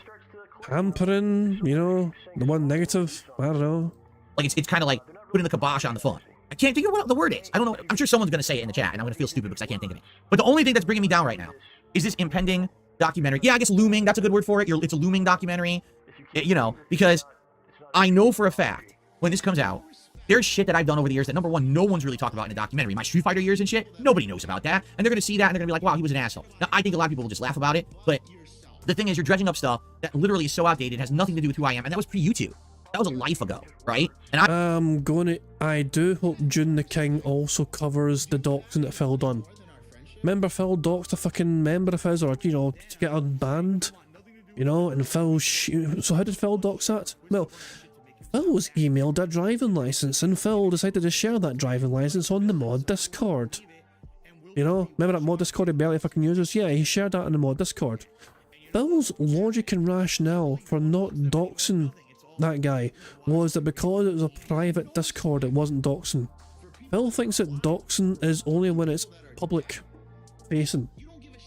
But the information got out anyway, you know. But Phil generally believes that because his Discord, his mod Discord, is a private Discord, then it's not doxing. Even though he shared that information with other people within that mod Discord about this, you know, this person's fucking personal private information. So yes. So I'm hoping that June the King will have covered the doxing as well, because Phil certainly had the right go at fucking Rich for the doxing stuff as well. I've already apologized out my ass about it, saying I really regret how I acted back then. The other part of it is going to be dredging up things about my ex, which again, that's another past part of my life that I don't even talk about her for a good reason. Shout out to Liana. Because I'm past that, I'm happily married, and I'm going to bring up stuff about my ex and stuff, and you know it's going to be a big part of the documentary, because when I was with my ex, that was a lot of reasons why a lot of people started to hate on me. They said that I changed, and instead I was making content with her, and oh my god. Look, Liana was annoying as fuck. But that was not why people fucking hated you, Phil. It was changing, they didn't like that. They didn't like her and her personality, right? It was a big thing. And I know that that's going to be something that we have to now drag through the mud again. I don't want to drag that through the mud again, but we have to. We have to go there, right? That's part of my history. And like I said, the last several years with this stupid financial shit and bankruptcy shit and mobile game shit, I'm so exhausted with it already. I'm completely exhausted. Because here's the thing. You want to talk about my Street Fighter days? No one's really talked about it yet. For me, that'll actually be kind of refreshing to talk about something new from my past and try to give my perspective and clear the air about certain things. That's new content to cover, right? But to have to go through the dirty laundry of my ex and talk about this shit, about finance and shit, I've already talked about a million times, right? It's going to be incredibly stressful. It's going to be draining. I'm going to feel like a fighter who's already gone 10 rounds. And now they said, oh, by the way, it's time for another 10 fucking bonus rounds. Even though you got through it, the fight continues. Like, when does the fight end, right? When does my time to stop having to respond to this fucking toxic shit about me end? When can I just enjoy my life? Well, did you try asking June the King to not make a documentary if it's going to bother you that much? You butt-hurt little prick. Since you two are fucking, you know, cozy terms and all that shit. You know what I'm saying? I feel like, why do I have to constantly keep responding to the toxicity, negativity, and the dumb shit people say about me? Why can't I just say, hey, let's talk about today and the future? Because it's all that shit's in the past. I'm not, you know, all that stuff, just forget it all. You know what I'm saying? But no, we've got to do it again. We're doing it again. We're going through it again. And everyone's going to want to see me react to this documentary. Everyone. It's like the biggest thing right now is that because I just did the rich one, now everyone wants to see me react to my own. I'm jealous, so I'm not too sure. Like, when the documentary comes out, I'm not entirely sure what I'm going to do with it. I want to see it. I don't know if I'm going to do a stream about it. It is tempting to try and make a bingo card based on a documentary. I'll tell you that much. A unique bingo card based on this documentary. But it's the thing though, who knows? I guess we all know it's going to be his whole fucking YouTube career and essentially before that as well. You know? But so yeah, I mean, because we've done that for the side scrollers. We're trying to make a bingo card for the side scrollers interview. The bingo card fell flat, but it was a good thing because, you know, we stopped caring about the bingo side of things and we just enjoyed the fucking interview because it was such a fucking crazy train wreck. You know, so with a June the King documentary, I don't know. It's, yeah, well, we're worth doing a bingo card for, I don't know.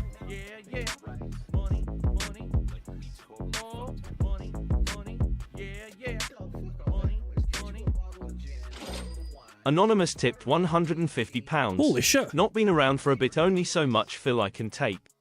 Will you be doing a documentary style bingo? I mean, that's a... Oh my dog! What's up? Well, I mean, well, first of all, thank you, Anonymous, for that incredibly generous tip. And yeah, I was just talking about that very thing. You know, I'm tempted to do a bingo for the documentary.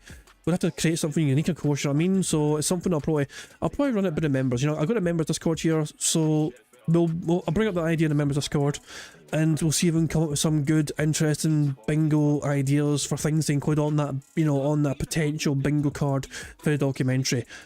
It's so, but yeah, I'm definitely interested in trying to do it. We'll see if we can get it done. Like maybe I can try and do it on a Saturday, you know, for example. I don't usually do fucking, or even one of Phil's day off. So you know, next Phil, when the documentary comes out, on Phil's next day off, where we could try and do a bingo based on a documentary, but I can have a bingo card stuff prepared before it comes out, so we're not cheating. You know, we'll have all the words and all that shit loaded up. You know, I don't know, but I'll run that by the members anyway. But that's an incredibly generous tip though. That's incredible. So that's extremely kind of you. Thank you very much indeed, Anonymous, for that. That's very kind of you indeed. Thank you very much to Movie Sign as well for the super chat. It says Dave rationalised that his toxic behaviour was a long time ago when a galaxy far, far away. But this is from the same asshat who also said once you put on the clown makeup. Excellent point. And it just further highlights Phil's hypocrisy, Phil's bullshit, because it's like one rule for me, another for thee. You know, it's a constant, it's constant never-ending hypocrisy when it comes to Phil Burnell. The things he says he does not fucking abide by and live by because it's different for him. He gets to fucking not follow those rules that he inflicts and forces on everyone else. It's like the biggest thing right now is that because I just did the rich one, now everyone wants to see me react to my own.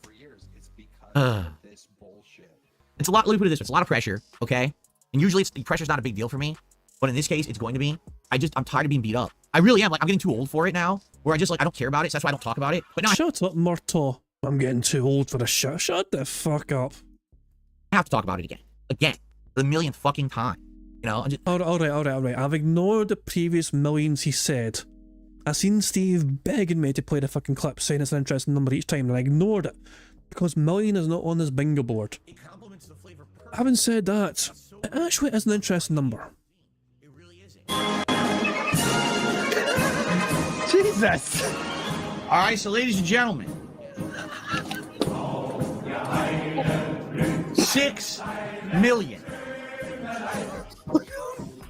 6 million. That's a pretty interesting number, isn't it? 6 million. Well, guess what? You're wrong. It didn't happen. You're making it up. Right? You make that shit up. No, how about this? Banned.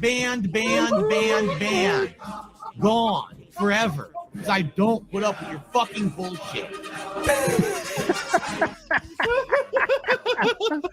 Now that was good. Now that was a fucking good one.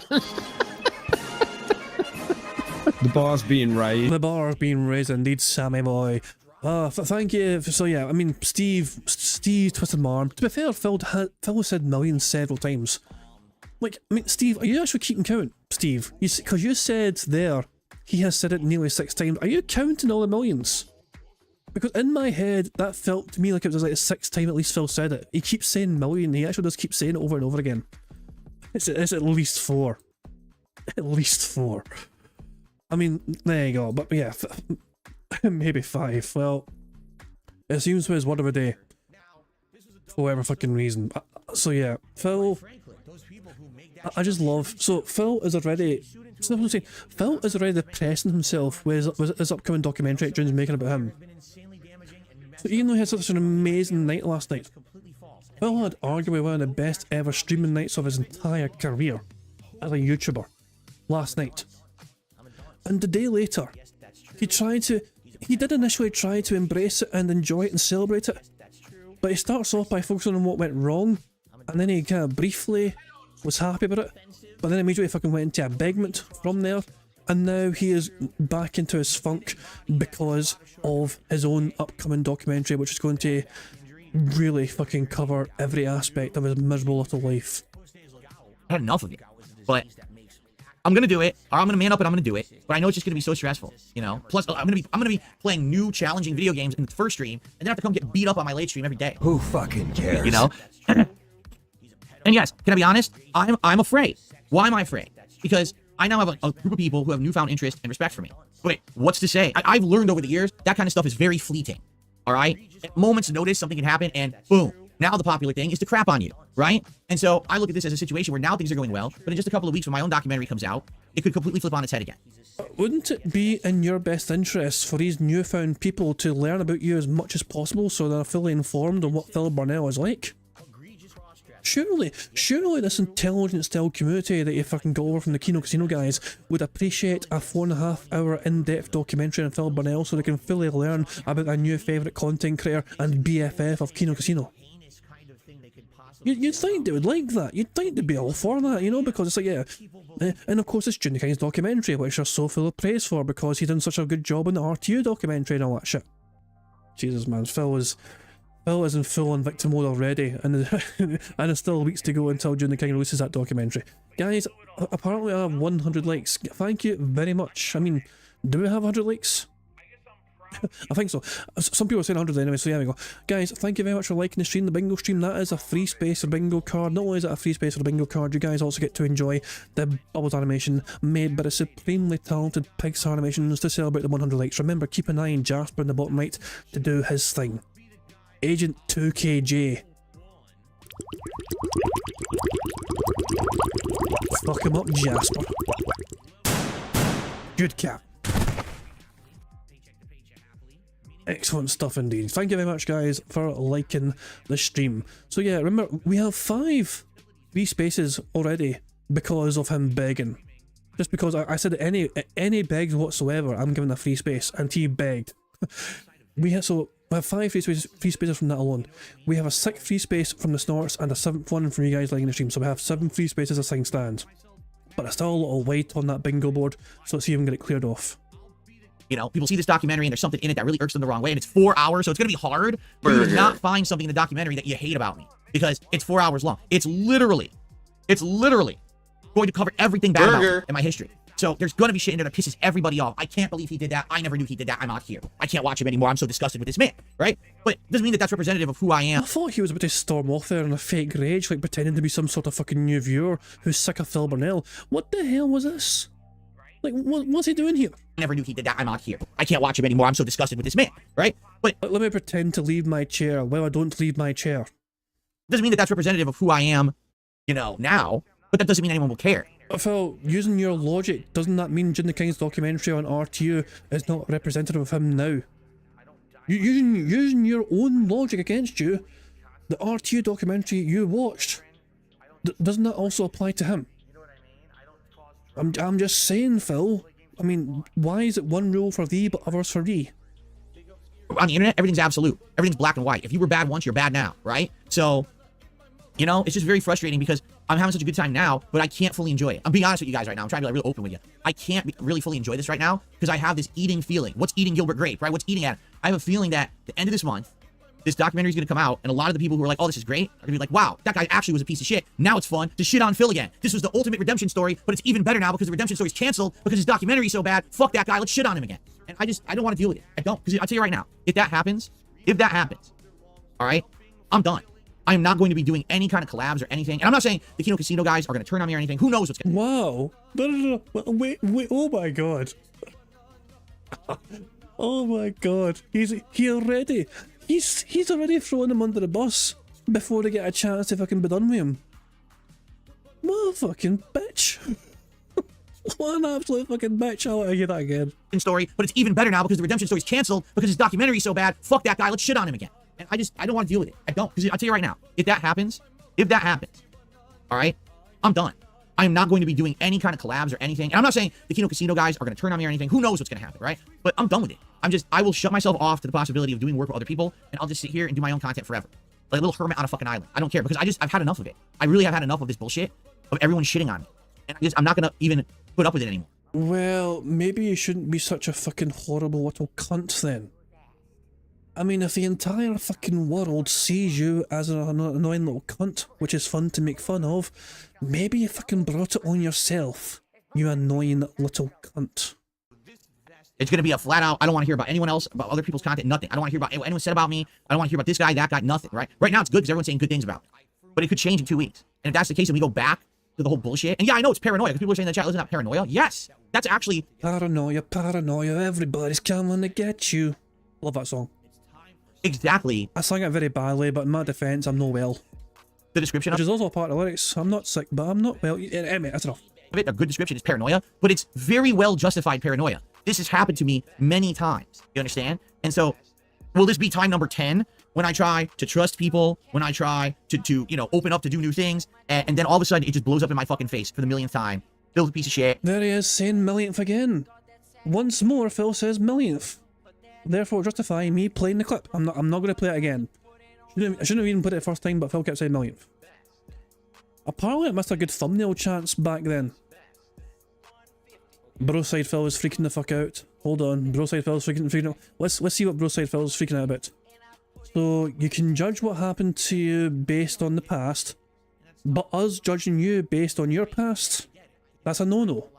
Yeah, it looks like it. It looks like it, yeah, it does indeed. Apparently I missed a good thumbnail opportunity. Eyes wide open. No, I'm no, I was going to sing there. No, Gary. Oh my god, it's a dead man. Phil Burnell doing his best Undertaker impersonation. Dead man Akin. I'm definitely screenshotting this burst. I mean, I probably missed some good screenshots on this fucking show already, but I'm not going to turn up, you know, this one. This one's a good one.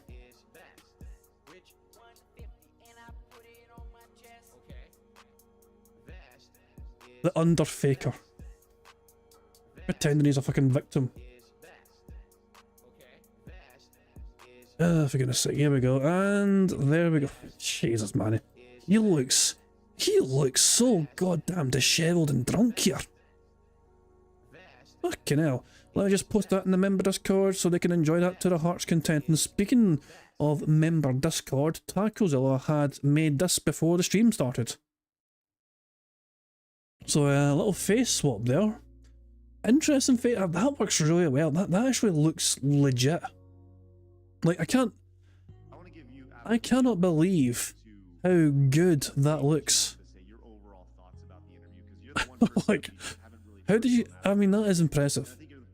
That is so impressive. Like, goddamn, Tacozilla, you've outdone yourself with how good that looks, I feel. Just, it's a great blend. You even kept Phil's headphones on. And yet, you got the bald head. Jesus, man, that's... You're too good. You spoil us with your talents, Tacozilla. I must say, you spoil us with your talents. I've been warned, apparently there's a good thumbnail coming from the future. The casino chip is coming out. I thought it was meant to still be there. Oh, it is still there. You can actually see it. Look, guys, look.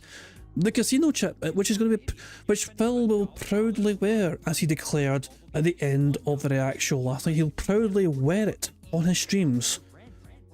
Obviously, he's not going to fucking wear a casino chip. He's going to just have it in the background for, you know, for all time, I guess. Just to, you know, have a gotcha moment at fucking Review Tech USA. But, really. Who fucking cares? Anyway. Yeah, so potential thumbnail moment coming up when Phil brandishes the casino chip. You know, open up to do new things, and then all of a sudden it just blows up in my fucking face for the millionth time. Phil's a piece of shit. Everyone crap on him, crap on his business, crap on his family, crap on everything. You know, I can't take it anymore. So that'll be it. If that's actually what happens as a result of this documentary, I'm done. I'm not putting content. I'm just not going to be doing anything outside of just making content for me and my little core audience. That'll be it. You know, right now I'm enjoying branching. My little core audience. Way to fucking sound so disparaging towards your little core audience that you rely on and have relied on for fucking over a decade to keep you fucking living and paying your fucking bills and spurging your money on the most ridiculous asinine bullshit like WWE Champions and Scopely things and DoorDash and Total Wine. Now I'm enjoying being on their show, having them on my show, I started clipping my content. I'm trying to be different. I'm not gonna put up with it anymore. I can't. You know, you reach your limit. Everyone has a limit, right? Everyone has a limit. And push it to the limit. No, every time Phil says something, I feel like fucking making a goddamn fucking song of it. I don't know why. I blame Being Noel. Being Noel is fucking making my brain go all fucking doolally. I need some otters. They're not there. They are there. They're just not moving. This otter is trying to not fucking be seen, so they're staying perfectly still, pretending they're a big sock. But I know your game. I know you're an otter. I know you're an otter. You're pretending you're not an otter, but you're definitely an otter. But yeah, none of them are in fucking water, so there you fucking go for whatever reason. I guess they're just chilling out. Oh well, this is fucking enough. Ah, bloody hell. Anyway, let's crack on with bingo, shall we? Let's crack on with things. We still have a bingo game to win after all. That's my limit. If this is it, if it turns into the DSP shit show number 4,722, that's gonna be the last shit show. Because I'm not gonna 4,722. Interesting number. Give anyone else any more content to fuck with. I'm just not gonna bother. You understand? But that's how I'm feeling right now. Like, I really am enjoying the ride, but I'm worried that it's all gonna change in 2 weeks. So I basically had 1 month to be happy with how things were going, and then it's right back to being the internet's whipping boy. You know? This is the type of person Phil Burnell is, okay? He's, at his core, he is always going to be a scared little man-child.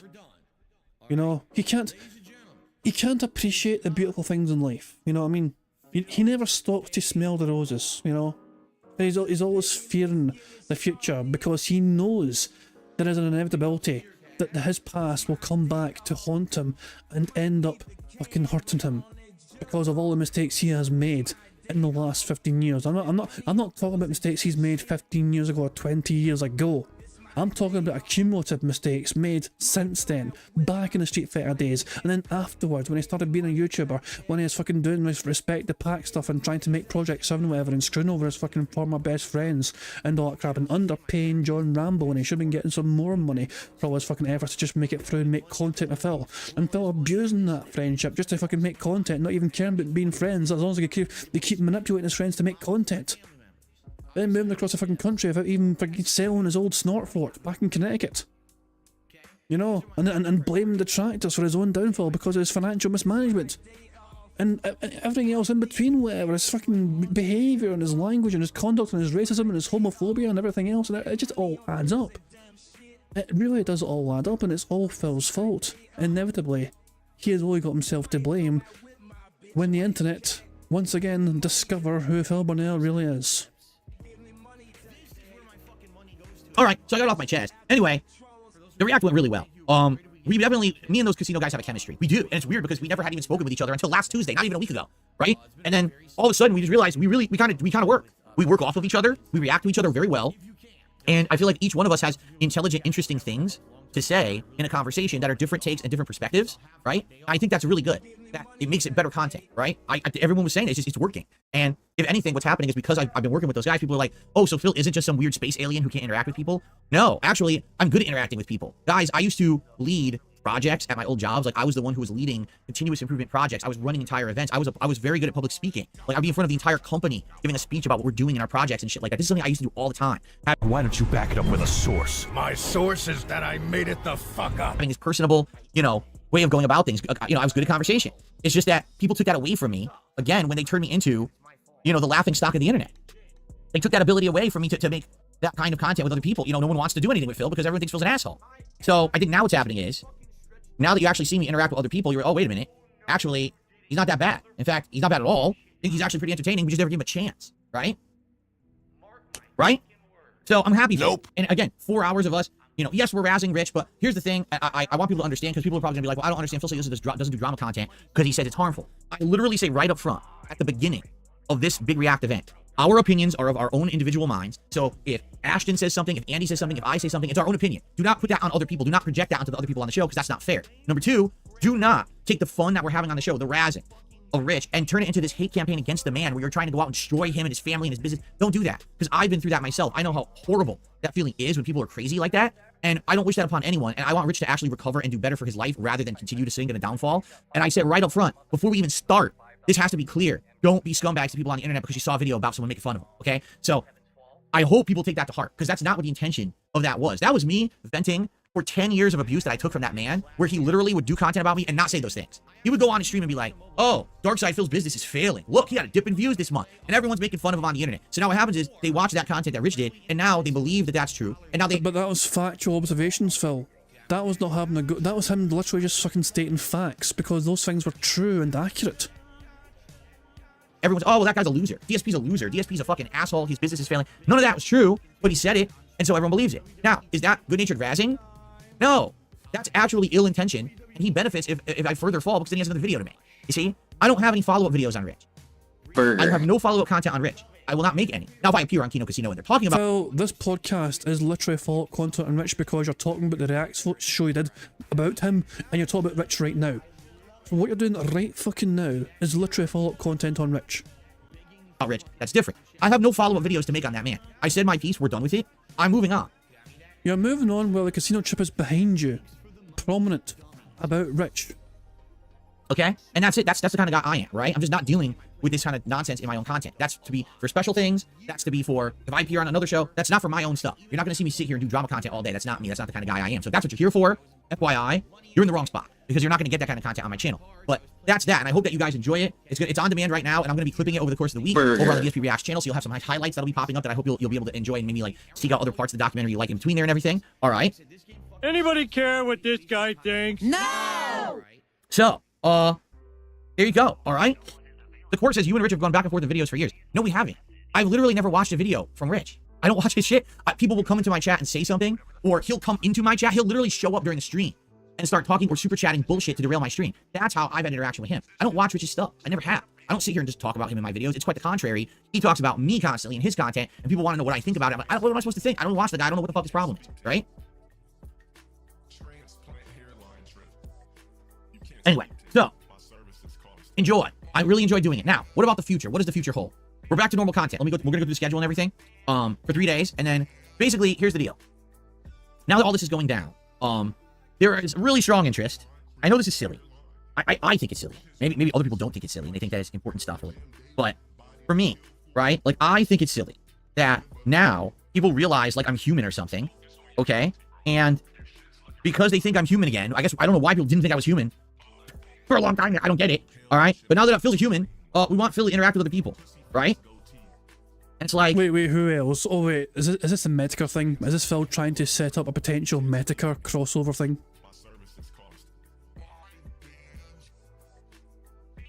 So someone is claiming that they summarized how much I made. Apparently, people are saying something like $3,000 in super chats I made yesterday.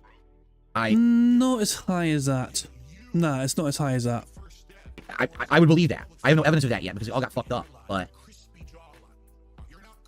okay. Anyway, what we're getting at here is people now seem to want to have me interact with other people who I've never interacted with before. Would I do that? I feel like I would do it in an environment where it's like a mediated environment. Like, for example, this guy, Medicare or whatever. I know nothing about him, besides the fact that people have said he's made really, really, really nasty content about me over the years. Okay. Anyway, I mean, he's not done much about Phil, has he? Like, he's not done anything in a long time regarding Phil. And the one funny thing, I mean, one of the most prominent mega clips is when he was responding and reacting to Phil waking Leanna up, who was lying sick in bed so she could start making dinner. Like, that's like the most well-known one, I believe. He has made other things as well about Phil in the past, but that's a long time ago. Who has? Everyone's made really nasty content about Darkseid Philip, and they've all profited from it, while Phil has no idea who they are. That's a very true statement, okay? But I don't know anything about the guy, but everyone seems to be freaking out about it, that if I go on a show with this guy, that it's going to benefit everyone. It's going to benefit him, it's going to benefit me, it's going to benefit the casino guys, everyone. Well, Medicare usually kind of, like, he usually is, well, Medicare's, to me anyway, he's always, to me, Medicare's always kind of established himself as a very well-spoken, like, person. Like, he knows how to talk to people. That's the kind of impression I get from Medicare. He knows how to handle people, he knows how to talk to people, and, yeah, I mean, it's one of those things where, and Medicare does keep tabs on these things. He will keep tabs on Phil Burnell, even if he doesn't talk about him or make content about him. He still is aware of who Phil is and will have some idea of what Phil's been getting up to in some capacity. So, yeah, I mean, but yeah, I mean, I find that interesting. But yeah, Phil's like, nah, we need to have a mediator, a referee, to control things, because Phil was scared to be 1-on-1 with Medicare. He needs somebody to hold Medicare back if he goes too hard on Phil. Who's gonna like love this? I don't get it. You know what I'm saying?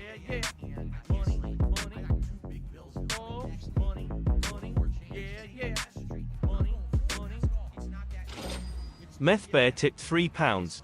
Phil gets mocking praise and not so sneaky disses from two men, and he wants to be in a lemon party with him until the end of time. He amuses me. Oh my god, was the lemon party reference really necessary? Thank you, Meth Bear, for the tip, but god damn, was a lemon party reference? There are some things in life you forget is a thing. And that was one of them, for God's sake. And now it's in my head again because you just fucking had to remind me of it. Thank you, Meth Bear, for that tip. Yeah, oh god, yeah, I guess that just shows you, it's like, I never truly forgot about it. It was still in my head. I just had it so deeply repressed, and repressed, and it was gone for so long. Oh, bloody hell. But according to Phil said at the start of the stream that he knows they're razzing him, right? And he's aware of it, and he thinks they're doing it intentionally. It's like, it's like one of those things. Phil is claiming he's aware of every single sneak diss that they do to him, and he goes along with it because it's just light razzing. And he claims he's smarter than people think he is, not shit as well, not crap. This is what Phil was fucking saying at the start of his own stream. The fucking full on copium.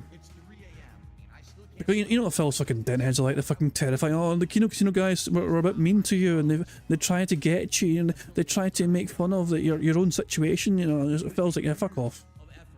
No, imagine BFS can say what they fucking want and they're not actually hurting me, and all their own fans are giving me thousands of fucking dollars, so shut the fuck up, deadheads, thank you. It's gonna benefit me, it's gonna benefit the casino guys, everyone's gonna like love this. I don't get it. You know what? There you go. Let the Kino Casino guys be the mediators. Why don't you have it on their stream and you can talk to Medica? So there we go. How about that then? Kino Casino can host Phil Burnell talks to Mr. Medica. Because after all, Phil Burnell trusts Kino Casino. And I think it was their idea in the first place, Kino Casino, to have him talk to Medica. So there you go. Fucking go for it and see how that turns out. I'm saying, I don't get it at all, because I don't know the guy. Literally, if I talk to this man, I'll be like, hi. It's like I'm talking to a stranger off of the street because I know nothing about you at all. By the way, nor do I choose or have any interest in researching people who've been talking about me for years. I don't care. You know what I mean? Like, I am not a big deal. I'm sorry to say, I am not a big deal. People think I am. I never will believe that I am. In any way, shape, or form will I ever believe that I'm anything important, that I should be a hot topic. I'm just a dude who sits here and talks to an audience of a few hundred people every day, and I play video games. That's it. I'm just a normal... It's amazing how his fucking flip-flops. He went from being in a fucking renaissance where everyone fucking loves content and everyone's fucking happy about him and all that shit, and people are giving him a chance, and all of a sudden he's reverted back to type. He's reverted back to being a small-time one-man show with a small little community of cultivated dentheads. And fucking was it? It's just fucking hell, man. Yeah, he was given $4,000 plus in contributions every night, but he's a small time guy. guy that lucked into having internet celebrity and now internet infamy and now whatever it is you want to call it that happened in the last 2 weeks. You know, I don't even know what you would call it. You know what I'm saying? But I don't. God damn it, Instamat's fucking joined in the meth bear thing. Stop reminding me of old random fucking internet memes from like fucking a decade ago. Don't do it. Meth bear's a bad example to you all. I don't know what this would mean, but it sounds like this is the next thing, okay? I think what's happening is the casino guys are trying to make it happen. Like this is some kind of a dream scenario, the ultimate crossover, DSP and Medicare. Huh? Okay, if you say so, because I don't get it, you know? And that's not I should be trying to be talking shit. I'm definitely not. I just don't get it at all. I just, I mean, all things, I mean, I think Medicare would actually fucking do quite well talking to Phil. Because, as I said, I've always got the impression that Medicare knows, he's really good at talking to people. That's just the impression I got, okay? I mean, obviously I might be fucking wrong, but anytime I've heard Medicare talk to other people, he seems to always come across quite well, you know, and he's quite, he just seems quite good at, you know, basically going off the other person's kind of flow and kind of matching their vibe and all that, just so it doesn't get too derailed or whatever. You saw, when I was on the Kino Casino show, how I was the straight man having absolutely no concept of what we were watching. We were watching Ethan, Ralph, and Nick Rakita and all that shit, and I didn't know what the fuck we were watching. I was like, what could this possibly be? This is the weirdest shit I've ever seen. It's like mind-blowing. Like, I went to a trip to fucking Pluto, and the Plutonians are walking around with fucking flopping tentacle arms and shit in front of me. I'm like, I don't know what the fuck I'm seeing. That's my reaction to that shit, because I don't know what Well, I mean, I could try and get a fucking screenshot of that, but I don't think it would work. Because he was flailing his goddamn arms out like crazy. This possibly be. This is the weirdest shit I've ever seen. It's like mind-blowing. Like, I went to a trip to fucking Pluto, and the Plutonians... And here we go. So let's see, can we get any potential? Is there any potential freeze frames here, which will be very robust? Isn't it nice how Phil's back doesn't seem to affect him at all whatsoever, as he does all his rapid quick movements? That Seattle air is fucking something different, man. Honestly, Steve needs to fucking make a GoFundMe and just send him to Seattle and see if it actually does help him recover faster. Nah, I mean, it was weirdly comical, but nah, it's nah, I don't think there's any good thumbnail material from that arm flail. Sorry, let's get back to the bingo.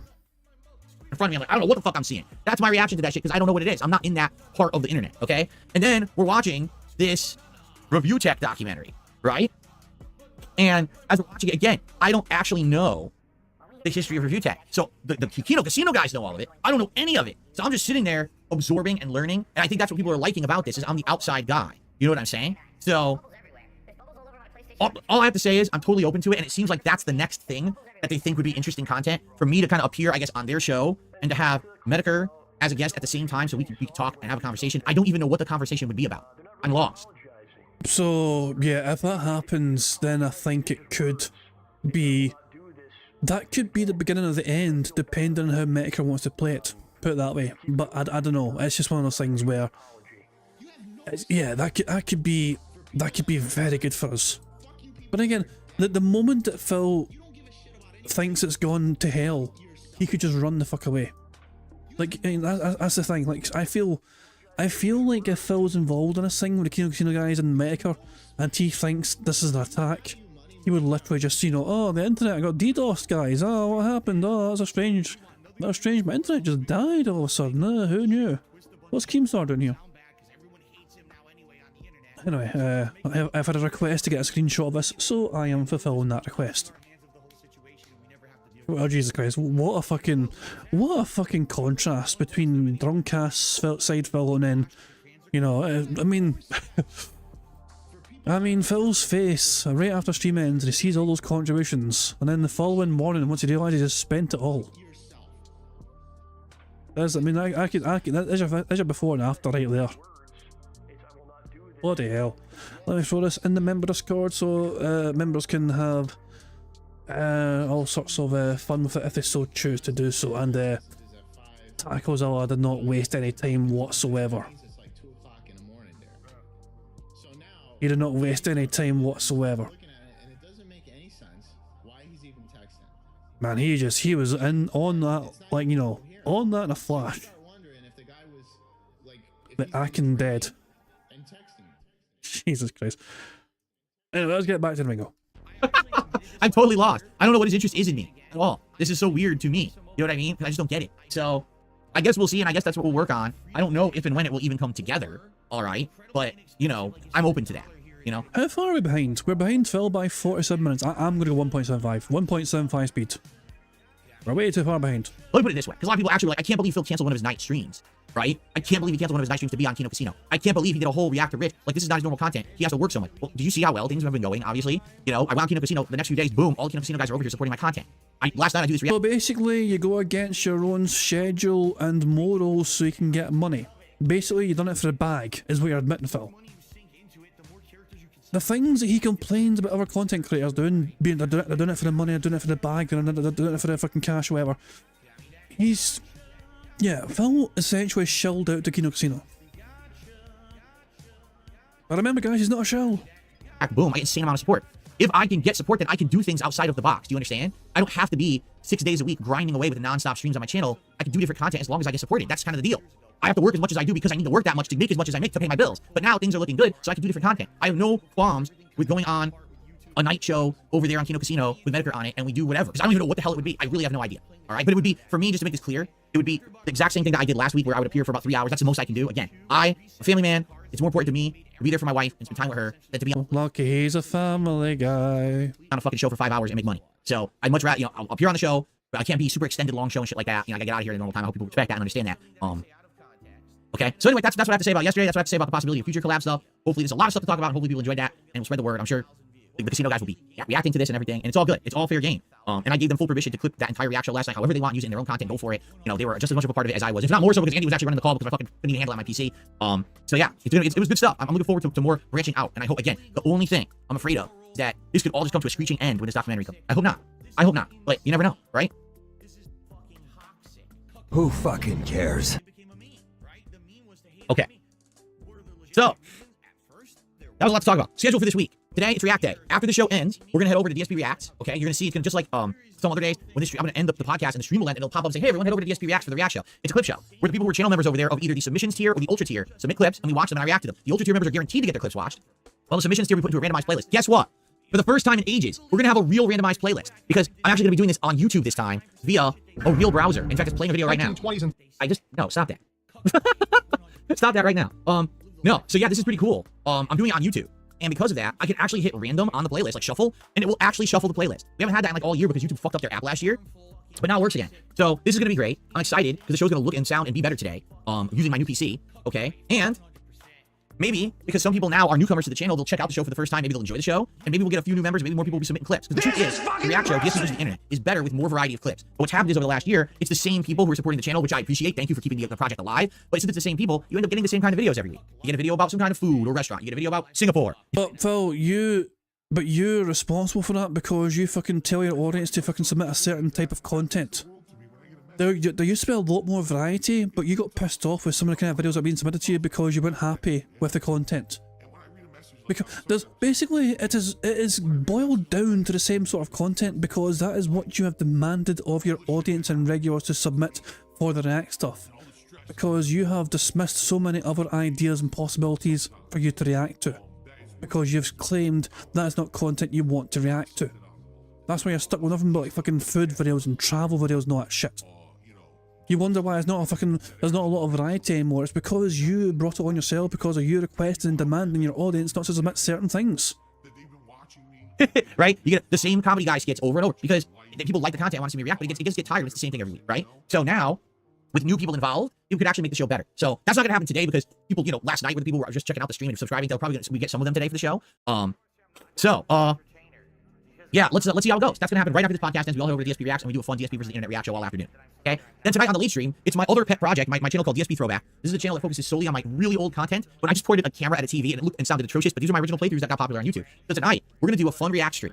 It's called Retro React PS Home. For those who don't remember PS Home, this was a really interesting experiment by Sony during the PS3 era. It was a combination of, say, The Sims with Second Life. Almost, in some ways, it was kind of the predecessor or thing that came before GTA Online. You could get a virtual crib and spend money to buy furniture and things to decorate it. You could buy clothing for your avatar and make it look different, right? But then there was other things to do. There was games that you could play that could earn you in-game credits. There was advertisements, special campaigns, and things like that. It was a fascinating subject. And so tonight, we're actually going to investigate that for the first time. I'll be honest, I don't really remember it, so I don't know how good this is going to be because it's like 10. No, actually, I think the first time I did it was like 2010 or something like that. So that's what we're going to be watching tonight. And I'm hoping it's good. I'm hoping it's entertaining, but that's going to be fun to go down memory lane and re-experience PS Home, okay? So that's on the DSP Throwback channel on my late stream tonight. That's 6:45 p.m. Pacific time.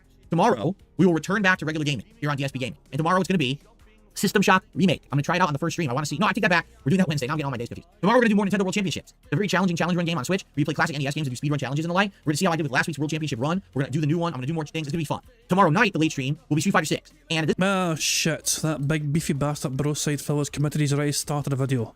What, based on this podcast? Based on what Phil's fucking saying and doing? Based on his fucking little delusions of grandeur?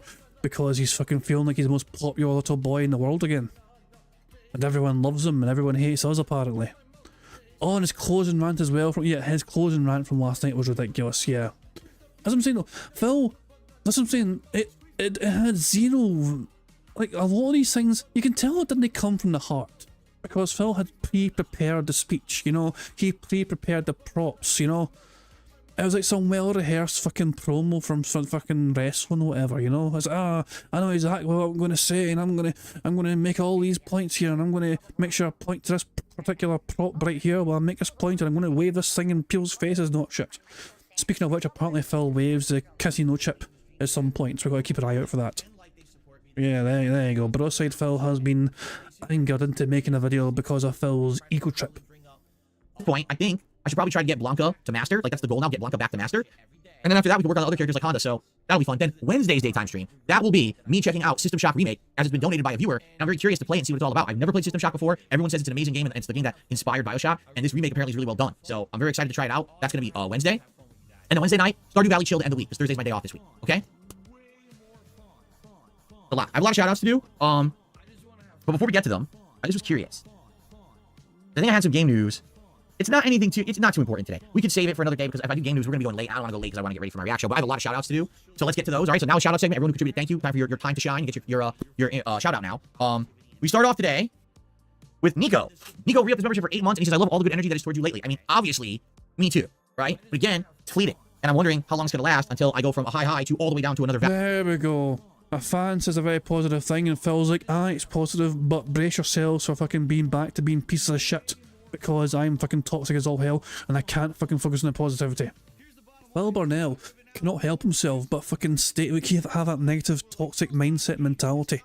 A fan gives him money and says, Gatty, the positivity around here has been fantastic, it's amazing, feel good vibes, and Phil's like, yeah, but remember guys, life is shit and then you die, so give me money before you do.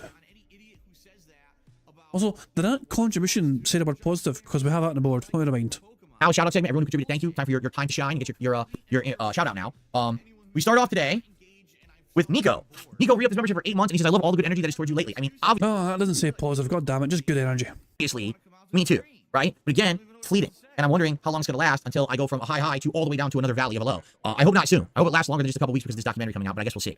Mammoth became a member. Thank you, Mammoth, for the membership this morning. Chill Force with a $5 super chat. And by the way, Chill Force, thank you. You did a really big super chat last night. I really appreciate that. The honesty and realism you're showing are what attracts people. This crossover really shows your detractors are the real lolcows. Thank you for saying it. As you said. But it's not true though. Because I mean, okay, it's definitely a couple of people that are lolcow territory over the years, you know. Shout out to the fucking pastor, for example. That was a disaster. But yeah, for the most part though, it's like, I mean, is it weird that I don't consider the pastor a detractor because I just thought they were fucking full of shit for the whole entire time? I don't know. But yeah, Phil Burnell is one of the ultimate lolcows, in my opinion. But yeah, that's but we're just rehashing old fucking conversations there. Not me, because if I say it, it has no weight. When other people say it, it does, and I appreciate that. Spencer Howard with a $5 super chat. Andy and Ash have also experienced the worst of the internet. They can be brutal, but they aren't out to ruin lives. I'm cautiously optimistic for you. I think that actually is the best way to describe this whole situation. Cautious optimism. Because as much as I'd like to be full speed ahead, jumping full 2 feet forward into some kind of newfound popularity on the internet, I've been there, done that, and I know that it could be completely flipped on its head. So as much as I want to be super happy and super optimistic, I have to be cautious as well, right? I have to be sure that I don't get so far into the weeds with this stuff that now I get lost, and then boom, it flips, and now what do I do? Right? Okay. Proto Man, $2 tip, and he said, $2 super chat, excuse me. Medicare ran a pain train through the Sons of Kojima. Again, okay, I believe you, because I don't know anything about it. Oh, yeah, that's right. During the SOK's downfall, essentially, you know what I mean? It was one of the last things that SOK done before their fall from grace. They actually had Medicare on, and Medicare was quite critical and lustful, especially towards Fred. He kept calling Fred fucks Footer Fred. I remember that shit. You know, so yeah, that's one of those things where, yeah, Medicare was on the show, was on with SOK, but he did not hold back in like his thoughts, you know, like It's one. I mean, I don't remember everything about it, but at the same time, I do remember some things. And yeah, I don't think Fred was very comfortable with how America was just annihilating them. This will be all first time stuff for me. Spencer Howard with another super chat. To give you some content from the internet sewers, your detractors are so unhinged. Many of them got kicked off TV farms and spawned anti-haters. When did that happen? See, I don't pay any attention. Is that new? Oh, the Kiwi Farms thing. That's a separate thing from Phil Burnell, though, I'd imagine. That's like, oh, for God's sake. The mass. Basically, people had a problem with Null, the guy that owns Kiwi Farms, and how he managed the farms about particular things. And he couldn't really take some criticism, so Null's like, okay, I'm going to ban you, I'm going to ban you, I'm going to ban you. Quite a lot of prominent, detractors were cast aside. Even like section moderators and forum moderators, whatever, were caught in Null's crossfire. That's why Agent Proper made a separate fucking website for Phil Burnell, Kiwi style antics. The gout. Fuck me. Hold on. Let me make sure I get it right. Goutopia. I knew it was gout something, but I couldn't fucking mind. But yeah, and it's not just Phil Burnell, to be fair. They have their own little sections like for King Cobra as well, Lolcow General, whatever. But yeah, this is the Goutopia.net. This was made by Agent Proper, and it's like because Null fucking went crazy, and fucking went nuts and whatever, and decided, okay, fuck this shit, and banned a whole bunch of fucking people. Agent Proper decided, you know what, let's have somewhere we can talk about Phil Burnell stuff and have a whole bunch of things to discuss about Phil Burnell. So there we go. Good old Goutopia. There we go. So what's the latest on here anyway? Oh yeah, the cash restraining order thing, that's right. I forgot about, yeah, that was the cash restraining order thing, yeah. Shit, that was good stuff. Anyway. Goutopia.net if you guys are interested. Did that happen this week? Or did that already happen in the past? I don't even know. I don't pay any attention, nor do I care. I'm being honest here, I feel like it doesn't matter if I'm updated on this shit or not. I'm not going to have any impact on it. I'm just going to be me and make my content. And if all these people implode on themselves because they're assholes, then let them implode on themselves. I mean, that's literally what just happened with Rich, right? 10 fucking years, this guy, constantly making fun of me. I didn't have to do shit. And now look what happened to him. Again, I don't have to lift a finger. All I have to do is persevere and stay alive and stay pertinent. So that's what I gotta do. Persevere by staying alive and staying pertinent while they're all falling apart. And that's what I'm gonna aspire to do here, guys. 1 second, because guess what? The first time my nose is bothering me and I need to blow it. I apologize for having to do that, okay? Hold on. Can't even get tissue out of this goddamn. Hold on. Ugh. Okay. Shout out to Dragon's Advocate. I cannot mute this kid. It's just gonna kill me. I'm gonna have to kill myself. Yeah, Phil, mute your goddamn microphone. We don't want to hear you blow your goddamn fucking nose. A €10 super chat. And he forgot to fucking turn the webcam back on. Jesus Christ. Okay. Shout out to Dragon's Advocate, a €10 super chat, and says, missed the big stream while you were live. I'm rooting for your successful second wind and all the best moving forward. Thank you. You can tell he's just reading his phone the entire time here or whatever, or reading his laptop because he's not even paying attention to his stream. Phil forgot to fucking turn the camera back on. I assume he remembered to unpause though, which is an important thing. That is so nice of you. Again, I'm not used to people being nice. Because it's been the opposite. The last 10 years, it's like a lot of it has all been sarcasm, tongue-in-cheek, haha, I'm not laughing with you, I'm laughing at you kind of shit. So it's different for me to start seeing people come by now and actually be nice. And it's cautious optimism because you hope it's genuine, right? Okay. All right. Tips. We start off today with a $1 tip. The only thing that I miss from the days with your ex were the around the house vlogs, reviews, cooking videos, and Christmas tree lightings. Do you know how much I miss that too? I like sharing my life with all of you. I really enjoyed that. Like, look, here's some cool decorations that we have in the house. And so there's one very particular reason why Phil Burnell no longer fucking makes videos of his home. And it's not trying to protect, it's nothing to do with protecting his family, okay? Anytime Phil made a fucking video like DSP tries it or whatever, you know what I mean? And he fucking focuses on, as he's in his kitchen or whatever. A lot of times Phil would have an expensive new gadget. And people would fucking notice that expensive new gadget. And wondered to themselves, wow, Phil has an expensive new gadget. I wonder how he can afford that when he just cried poor the previous day. And so when people point out these expensive new gadgets that Phil kept showing off in his videos that he was not fucking, elaborating on, he didn't really quite like it. The Keurig coffee maker, for example, that he used to fucking make noodles with, you know what I mean? And it was a terrible fucking video. But yeah, Phil was not very happy with, the detractors and trolls noticing all the expensive toys that Phil was buying around his fucking snort fort. And so Phil claimed he had to stop fucking making those videos to protect his family. which translates to protect people from spotting all the fucking shit that he was buying all the time. Trady does says the 1K trash can as well. There's no way that trash can was $1,000. The trash can is separated fucking like, there was like 2 sections to it. Like the left hand side was like 1 section for one kind of, no, there's no way the trash can was 1 fucking K, there's no way. Something that I just do in my daily routine, you know, and I had to stop doing it because of my detractors. I wish I didn't have to stop doing it. I had to stop doing it because they were literally doing things with information stuff they were finding. Oh my dog, what's up? Thank you very much to ES for a super chat. Says, listen, Moran, he invested in statues too. Oh god, yeah, the fucking, oh god, the collectibles. The collectibles that are worth tons of fucking money.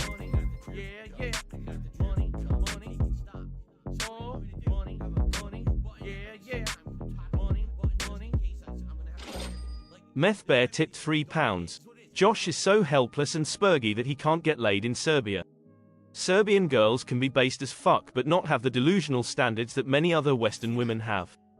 Good God. In case you guys are wondering, Josh is null on Kibi Farms. Okay, so Josh equals null. So there we go. And I never knew that he went to Serbia and couldn't get his hole. Unlucky, I guess. Yeah, it's, Jesus, man. That was, you know, I don't know much about, but yeah. There you go. Thank you, Meth Bear, for that interesting bit of trivia. But yeah, I've never travelled to Eastern Europe myself, so I'm not fully aware of the how easy it is that way. But I'll take your word for it. My life with all of you. I really enjoyed that. Like, look, here's some cool decorations that we have in the house, and here's something that I just do in my daily routine, you know, and I had to stop doing it because of my detractors. I wish I didn't have to stop doing it. I had to stop doing it because they were literally doing things with information stuff they were finding in my house, and they were doing terrible things.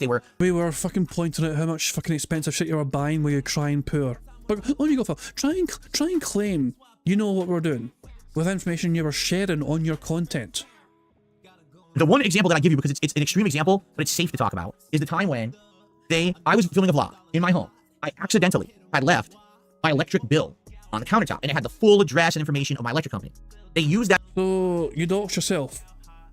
That information to call my electric company, impersonate me. Basically, they socially engineered them. They impersonated me, and they had my electricity scheduled to be turned off without my permission. The only reason I knew is because I had email alerts set up, and they sent me an email alert stating your electricity is going to get turned off. And I said, what? So I called. I said, guys, you have to understand something. I know that you're probably never dealt with anything like this before. We need something in place as a protection so that if people try to do this in the future, they can't mess with me. So we do. But Phil, it was your fault it happened in the first place because you filmed the goddamn video and you had that information uploaded and you didn't fucking check the video. You didn't proof check it. Phil, this is not the detractors' fault.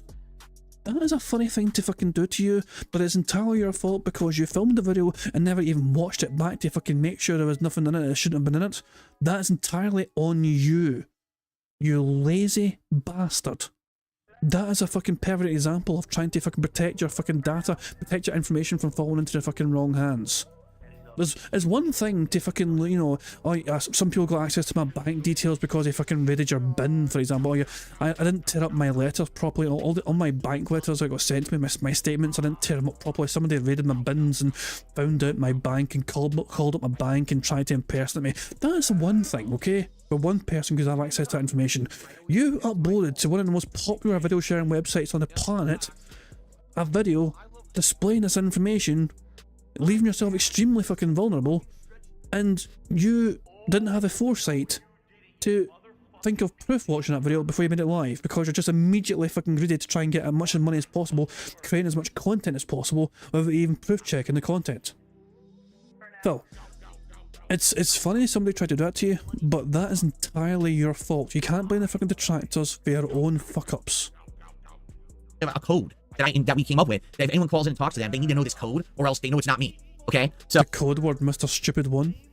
Oh, I know it sounds insane, because it is, but that's my life, you know? And that is one very small, safe example I can talk about. For every time that I talk about a safe example like that, there's about 10 really horrible, worse examples that I could give you, but if I do, I'm giving attention to the people who did it, and that's all they want. You see? So I'm not gonna give attention to scumbags of the internet who are trying to fuck with me and my family. But I used to love doing these in-home vlogs, and then it got so bad, the level of harassment got so bad with the information that they would get just by looking around my house in the background, that I had to stop filming. You know, I had to stop. Why don't you back it up with a source? My source is that I made it the fuck up. Stop it. And that's been many years, right? Many years. Ever since, you're right, it was probably 2017, and I said, that's it, guys, from now on, I have to change my whole attitude towards content creation. I can't be as open. Now what you see is what's in this office, right? This is it. Whatever's in my office, this is what you see of me on the internet. I can't share literally a thing outside this room, because if I do, these people would use horrible things. You have no idea with the Mike Plum documentary, like the links that we were going to go to try to protect stuff and be like, we could only shoot certain angles in certain ways because God forbid that they see something there and they misinterpret it. You know what I'm saying? Like, we were going crazy trying to figure out how we were going to do it so we could still show. Oh God. I mean, I wish. Can you imagine if somebody was able to get a hold of Mike Klum and ask him for his personal experience being in the Snort Fort? Bear in mind, Mike Klum flew out to Renton. Mike Klum, as far as I'm aware, like, did he have dinner with Phil Burnell at his home? I'm not entirely sure of the whole thing, whatever, but Mike Klum was in the Snort Fort. Hey Steve, have you guys tried approaching Mike Klum to see if you'll get him on the That Being Said show? You know, it might be a good guest just to kind of talk to him about Phil Burnell, you know what I mean? Like, nothing too massively personal or whatever, but just like, what were some of the things that Phil Burnell was terrified of having people see?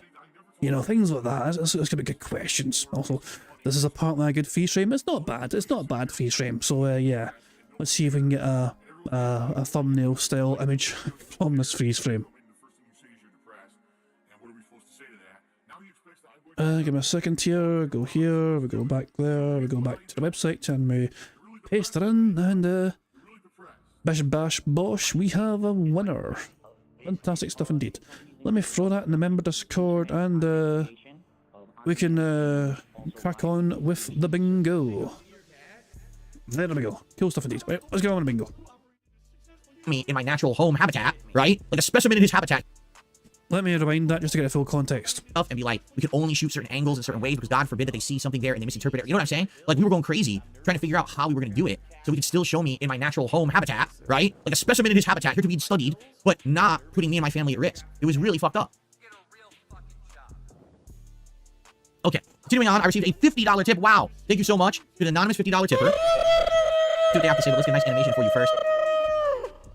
That was another thing. The stream last night was so crazy. I couldn't even do animations because if I tried, I was afraid I was going to crash the stream. The YouTube, like, super chat animations were going nonstop during the stream, and that alone was barely holding up. I was like, dude, imagine if I tried to play tippy animations, the whole stream will fucking crash, so I didn't do it. So thank you to the anonymous $50 tipper, which gets us to our tier 1 tips goal for the day. Thank you so very, very much. He says, enjoy the ride. Don't fret about the future. Many of us came here because of the haters, to be honest, and I'm looking forward to reminiscing on hot-headed early Phil. Me too. Like I said, that stuff I think is fascinating. But look at my early self and how stupid I was in my youth. That's going to be funny for everyone. And it's going to be good content. I'm worried about the recent shit. The shit that I'm done talking about because I already told you I cannot put myself and my family and my business at personal risk to talk about it publicly. I've literally been advised by lawyers. They've said, do not reveal any personal information that anyone on the internet, they don't have any privy to, nor should they know about, because it's not worth it. And there's no legal reason to do it. There's no logical reason to do it, you know.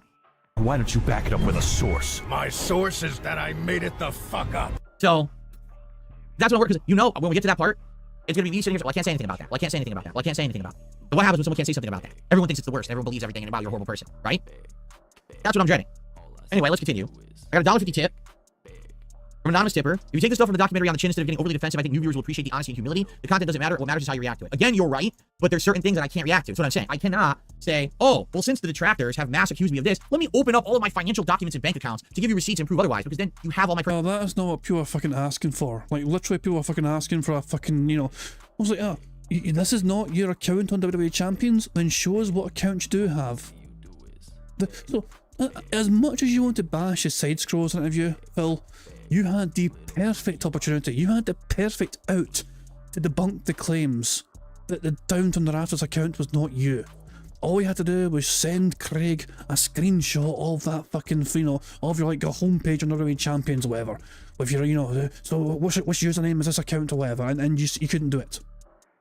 That to me was that was like the nail in the coffin. I mean, of all the nails that were in the coffin before, with the fucking bank, you know, the line up tied to your phone number and the Discord details as well, your Discord ID been matching the thing from WWE Champions, Scoplay, you know, guilds and all that shit, all that crap. You know what I mean?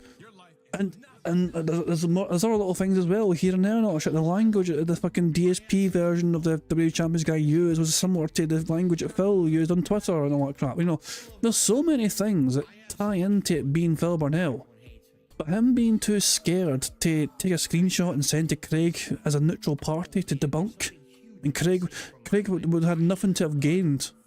And it's like, and Phil shat it because, let's be honest here, the only plausible explanation why Phil did not take that out to try and debunk those claims was that Phil cannot debunk the claims because they're true. personal information you can use against me, you know, for horrible reasons. Like just filming a vlog in my house puts me at risk because of how obsessed these people are. Now imagine if they actually had access to things like my financial records and you know what I'm saying? I cannot put myself at that level of risk. So I get what you're saying, but you understand where I'm coming from. Like, we're gonna get to a point where it's like, well, I can't say anything. And everyone's like, well, that must mean that this is 100% true and Phil's a piece of shit. Well, it's not, but I can't put myself at further risk, right? Yeah. I received a $4.20 tip from the Shin Black. He says, that reaction was lit, brother. Can't wait to see what happens in the future. God bless. Thank you to the Shin Black. $4.20 tip. So we get a nice special animation for that one. Good to see you, and I appreciate you coming by and saying as such and supporting. Thank you so much, Shin Black. Good to have you. Okay. Excuse me. What's up, PSP2? How's it going, man? Cool. Let's see here. Okay, wow. Thank you to RAC1190 who gifted 5 memberships to the community this morning. So congratulations to Spencer Howard, Suffa Horse, Proto Man, Eric Jimenez, and Wizor, who all got gifted memberships. In fact, I remember many of you from the React stream last night, so congrats on those. And Shin Black just gifted a membership, and that one went to Boudreaux. So congratulations, Boudreaux, and thank you, excuse me, RAC and Shin Black for the support this morning. I really appreciate that. And Chill Force also became a super supporter this morning. Thank you to Chill Force for the membership. I appreciate that. Okay. All right. I've caught up on the shoutouts. If anyone else has anything else you'd like to talk about, please tag me in the chat. We got a little bit of extra time to discuss before we get to my React show. And if any other contributions come in, I will shout them out. All right, guys. Thank you. So aside from the $50 whale tip, he only got $6 in tips. That's a dramatic slowdown in contributions, in my opinion. I was expecting Phil to have had way more shoutouts and contributions or whatever, but to me, that's a dramatic slowdown already.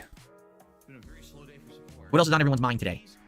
Eugene says, do you want to see Nintendo bring back dual-screen gaming for the next generation, even if it means developers might end up skipping the unique design? I feel like dual-screen gaming had its time in the sun, and it was nice for some 3DS games, admittedly. I don't know if it's really needed at this point. Did it really change the game or add so much? I feel like no, because if it did, right? If it did, then essentially Nintendo would have kept that formula, but they obviously did not, right? I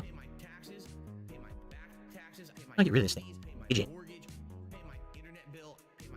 You know how in Windows 11 there's this widget in your corner of your screen? Like, it's being annoying now. I just want it to go away, and I have no idea how to turn it off. Like, how the hell do I turn off this widget? I have no idea. How do you turn off the widget? It's there. It's like, oh, traffic alert in your area. I don't care. I don't want this widget popping up, right? Isn't there a thing where you can just click on ignore alerts or some push? You fucking alien. I don't know how to get rid of it. Why don't you share your screen and your fucking chat can hold your hand again and talk you through it? Call the police? That's not how you disable the widget. That's extreme. That's way extreme. What's up, Game Boy? Good evening, man. Uninstall it from your app list? What the fuck is that? Huh? Who fucking cares? All apps. Is it just called widget? Nope. Weather I like. Is it just called widget? You fucking... Oh, God. Is it just called widget? Phil wants to remove all the widgets from all the computer. Weather I want. I like the weather. But outside of the weather, I don't really want anything else. I don't see it. I guess it'll have to be something for... Oh, news? Uninstall news.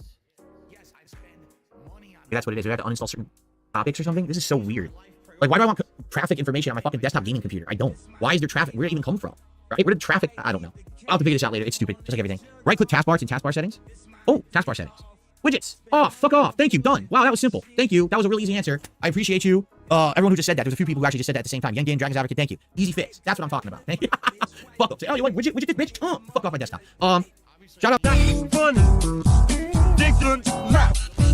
to Julio. Julio just gifted 5 memberships to the community. Congratulations to Mick G-Man80, Vladimir Lenin, Lubu, Randombox, and Snarticon DM. I appreciate that, and I hope you guys enjoy your memberships. Enjoy the plentiful amount. Who was that last member? Who was that last member? Snorticon? Vladimir Lenin, Lubu, Randombox, and Snarticon DM. I appreciate that, and I hope you guys enjoy your memberships. Enjoy the plentiful amount of emotes we have on this channel. I should talk about this actually. This is an interesting topic. So, if you're a newcomer to the channel, which many of you are, right? Probably a couple hundred people here who normally wouldn't be here, and you're wondering why the hell does Darkside Phil have so many emotes? Like, look at his insane amount of emotes on his channel. Most people don't have that many emotes. Like, how did he get that? You really want to know the truth? Phil has thousands of members, but he doesn't think most of them are valid. But he'll still fucking enable emotes and make the most of them. He won't count them as legitimate members, but he will fully embrace having the emote slots unlocked. So he'll capitalise them for financial gain, but at the same time he'll dismiss them as being invalid. Another messed up story. Basically what happened was, my detractors found out a loophole in YouTube's system. What they found out is that you can use a VPN to say you're from another country. And because YouTube has a really weird way they do business, they actually have regional pricing. You could pretend like you're from a different country that has a weird cost of everything, like way low cost, and you can come on here and you can buy like 50 member bombs, okay, for less than $1. Personally, I mean, I personally wouldn't mind that. Like, it's like, I wouldn't mind having more members. The more members I have, the more emote slots I unlock. You know, I wouldn't mind a 50 member bomb on this channel just so we can get more emotes unlocked. I'm just saying. Like, the highest number of members we had at one point in this channel was just over 200, which means we unlocked like members. Whatever. That was abnormally high though. We're never. It's like unless the Argentinians come knocking, that's not going to happen again. But it's nice to have all these emotes available all at the same time though. But I don't know why Phil complains about the Argentinian member bombs, because he's still getting money regardless. It's not as much money as he would like from it, but it's still money regardless. It's just a fucking few pennies instead of a few dollars per membership. So what my detractors were doing, they would come on here with an account that would be like, you know, Phil's fat wife, you know, fucked up thing, right? Messed up. It's an accurate representation, Phil. Your wife is abnormally fat, and I blame you for that. They would come on here with an account that would be like, you know, Phil's fat wife, you know, fucked up thing, right? Messed up. It's a really demented thing. And they would come and they would do a 50 member bomb with that name. So the whole chat would be filled with Phil's fat wife 50 times as they gave out memberships that literally are worthless. Like, I get paid less than a... Phil's wife is so fat, she takes up the entire chat. You heard Phil, but I'll just admit it. That bitch so fat, she fills up the entire chat room. Dang. So the whole chat would be filled with Phil's fat wife 50 times as they gave out memberships that literally are worthless. Like, I get paid less than a penny per membership. Okay? So what ended up happening was, it was trolling. It was going on for like 3 months. It started like maybe January, February this year, and they did it nonstop for like 3-4 months. Okay? They inflated my amount of memberships, but I was getting like no money for them. So people were actually legitimately saying, I want to like gift memberships to you, and they couldn't because it was like there's not enough people. Like, at one point I had over 3,000 members on this channel, but none of them were legit. They were all fake memberships, and I was making like $5 on all of that. But what ended up happening was, it boosted the number of memberships, and the way YouTube does emotes is they unlock emote slots per how many memberships you have. So inadvertently, the trolls gave me like an insane amount of membership slots. Okay? And by the way, I tried to talk to YouTube about it. I went to YouTube support. They don't know shit. It's like you're talking to a brick wall. In fact, I actually feel like if I talk to my closet door here about it, the closet door might actually give me more help because it would understand it better. Talking to YouTube support, they're like, well, I don't understand. It's not in my checklist here in front of me, and it's not in a help article, so I don't know what you mean. You know, they can't help. So yeah, so basically they didn't help at all. And at this point, you know, from time to time, these idiots still come back and do it. But you guys have been very supportive in the last week to 2 weeks. You've given me a ton of new legit members. That helps the channel. So thank you so very much to those who are actually helping legitimately. It helps a lot. But that's why we have so many emotes. I know I would say, how many emotes do I have right now, actually? If I take a look here. So he thinks the support is illegitimate, but he'll still fully embrace the emotes. But those are illegitimate emotes, Phil. So should you really be embracing that and celebrating that if they're not legitimate? Holy shit. 1, 2, 3, 4, 5, 6, 7, 8, 9, 10, 11, 12, 13, 14, 15, 16, 17, 18, 19, 20, 30. I have like almost 40 emotes, right? Like, I have an insane amount. No one has that many on YouTube. Like, no one, even big giant like YouTubers don't have that many emotes because no one gets that many members. Legit. You know what I'm saying? Why don't you back it up with a source? My source is that I made it the fuck up. Remember, Phil Burnell has no time to watch other YouTubers. But he seems to understand that, you know, he's the one with the most members. Okay. Anything else you guys want to chat about? Would I consider interviewing the casino guys? Maybe. It actually would be me asking them about their past. I know nothing about their past at all. I literally know nothing about these guys. Oh, you haven't asked, Phil. You know, that's like, you've shown yourself not to fucking care because it's all about you. Like, you've not... You can't even remember their fucking names properly, which shows you how much you fucking care about that relationship. You know, they're nice to you and they send your fans over to you so they give you fucking money, you know, and you fucking love that, and you think it's great stuff. But then you can't even remember their fucking names properly. And you have no idea what their fucking past is like whatsoever ever. Because you don't care. Because you only care about the now. And you only care about the immediate financial gratification. But yeah, but remember, Phil claims that he's a good people, you know. Oh, they apologise for calling his wife a big fat fucking bitch, you know what I mean? And Phil could tell they were genuine, sincere with their apology, you know what I mean? Because he just has a good feeling about those guys. Nothing to do with the fact that his fans gave him thousands of fucking dollars or whatever. Nothing to do with that whatsoever. So I could go and ask them, you know, what about your past, you know? Well, I've always felt like everyone just wants to know more about me. I don't get it. I just don't understand why there's so much interest in me. Honestly, I just don't understand it. But there is for some bizarre reason. So, I guess we'll see. But that'll be fun, maybe. If you remember, last year when I launched my React channel, I had an idea for 3 different shows. DSP versus the Internet, which is my weekly clip show, was 1. Long-form reacting to documentaries and things like I did last night was 2. But the third was DSP Asks It. It was supposed to be an ongoing, interesting interview series. DSP Asks It. I was going to get people from different walks of life. Like, for example, I was going to interview some of my old life friends. I was going to interview people from the Street Fighter community. I was going to interview... Your old life friends? Fuck you and your friends. Well, it's no wonder you don't have any friends. They want nothing to do with you, Phil. Your old life friends. Fuck the fuck off. I was going to get people from different walks of life. Like, for example, I was going to interview some of my old life friends. I was going to interview people from the Street Fighter community. I was going to interview people from YouTube. I was going to get all these different guests from different things and do an interview series. And I thought would be very, very fun. But what ended up happening was, the side-scroller interview happened last year, and when it happened, it made me look like complete and utter shit. Everyone dunked on me, and literally no one would have wanted to do an interview with me, even if I continued on with the idea. Like, who the hell wants to touch Dark Side Phil now when everyone hates him, right? So, I just threw the idea out. I threw the entire idea out. I never went back. So maybe, perhaps, this could be something cool to think about to do in the future and bring back to the channel, right? Well, I'll think about it. Because the thing is, if people actually like me again, then maybe people would actually want to interview with me, you know? Just saying. Yeah. Do I plan on interviewing June the King after the documentary to confront him on things he got wrong? I don't know. First of all, we don't even know if he's going to get anything wrong. So, just so you know, in the Review Tech documentary, June did get one thing wrong about me. He said in the documentary, and I quote, okay, it's not exact quote, but I paraphrase, DSP was offered a PC by Review Tech USA, and DSP refused the PC because he was afraid of spyware or malware or it being tampered with. Yeah, that's not why Phil refused the fucking PC. You know, that's definitely not the reason behind it. However, the real reason Phil refused the PC was because Review Tech USA did the big fucking cardinal sin of admitting publicly to everyone that Phil Burnell was interested in taking the PC off him. And you know how Phil Burnell likes to operate. These sort of things are meant to stay behind the scenes. His audience are not meant to be aware that Phil Burnell could have been getting a new PC or a semi-new PC or whatever being given to him, because that would hurt his begging narrative. How is Phil Burnell meant to sit there and beg and ask for contributions and donations in times of dire need or whatever, when someone's given him a PC to replace his current piece of shit? So because Review Tech USA jumped the gun and told people that Phil was interested in taking that PC off his hands, Phil then said, you know what, I don't want it anymore because you blabbed, you ran your mouth and you told everyone that I was interested, and now all I'm hearing from people is, are you taking Review Tech USA's PC? So literally the only reason Phil never ended up that PC was probably because Rich ran his mouth, and Phil was like, oh no, this hurts my narrative of trying to beg my dent heads for support. Actually, this wasn't the case at all. In any way, shape, or form. I never suspected that stuff was on there. I suspected that this was a way for Rich to try to say, oh look, I did something nice for Phil. Even though for 10 years, he literally made fun of me and made money doing it. He thought by giving me this PC, this was the way of saying, oh, it was all fine, forgive me. Now you can never say you're angry about me having said shit about you because I gave you something. And therefore now he thinks that I'm like beholden to him forever because he donated a PC to me, all right? I'm not stupid. There's no way I was ever going to accept that PC from him, right? You might as well say Keemstar wants to send me a PC today too, right? I mean, I'm not that dumb, you know? Why don't you back it up with a source? My source is that I made it the fuck up. I'm dumb. I'm not that dumb. I mean, come on. I'd have to be a complete idiot to accept that. So that's why I didn't accept it. But June got that wrong. But that's like nitpicking, right? Like, that's not like a big deal. That's kind of semantics. Doesn't matter what the reason was. That wasn't even the subject. Will he get a few things wrong in my documentary? Maybe. What I'm suspecting is he's just going to report on what he's found on the internet that a lot of my detractors have said, but things that I never disputed. He's never going to, there's no rebuttal or no refuting. You know what I mean? Or what he's going to do is he's going to call out my hypocrisy. Like, for example, there absolutely was a point in time when I was saying, I have not played WWE Champions. I'm not playing it. And then later on, I was like, yeah, I played it. I'm playing it, right? So it's like, I contradicted myself. He's going to call me out on that. Now, there's reason for that, and I can explain that reasoning when I'm reacting to the documentary. Well, you contradict yourself all the goddamn time. You prove your hypocrisy every single goddamn day of the week. A day you're breathing, and a day you're fucking begging your audience for fucking money, is a day you're also proving your own fucking hypocrisy. So no, it's not just about WWE Champions where you're a goddamn hypocrite. You're a goddamn hypocrite of every single day, of every single week, of every single month, of every single year, of every single fucking decade so far of your fucking time on YouTube.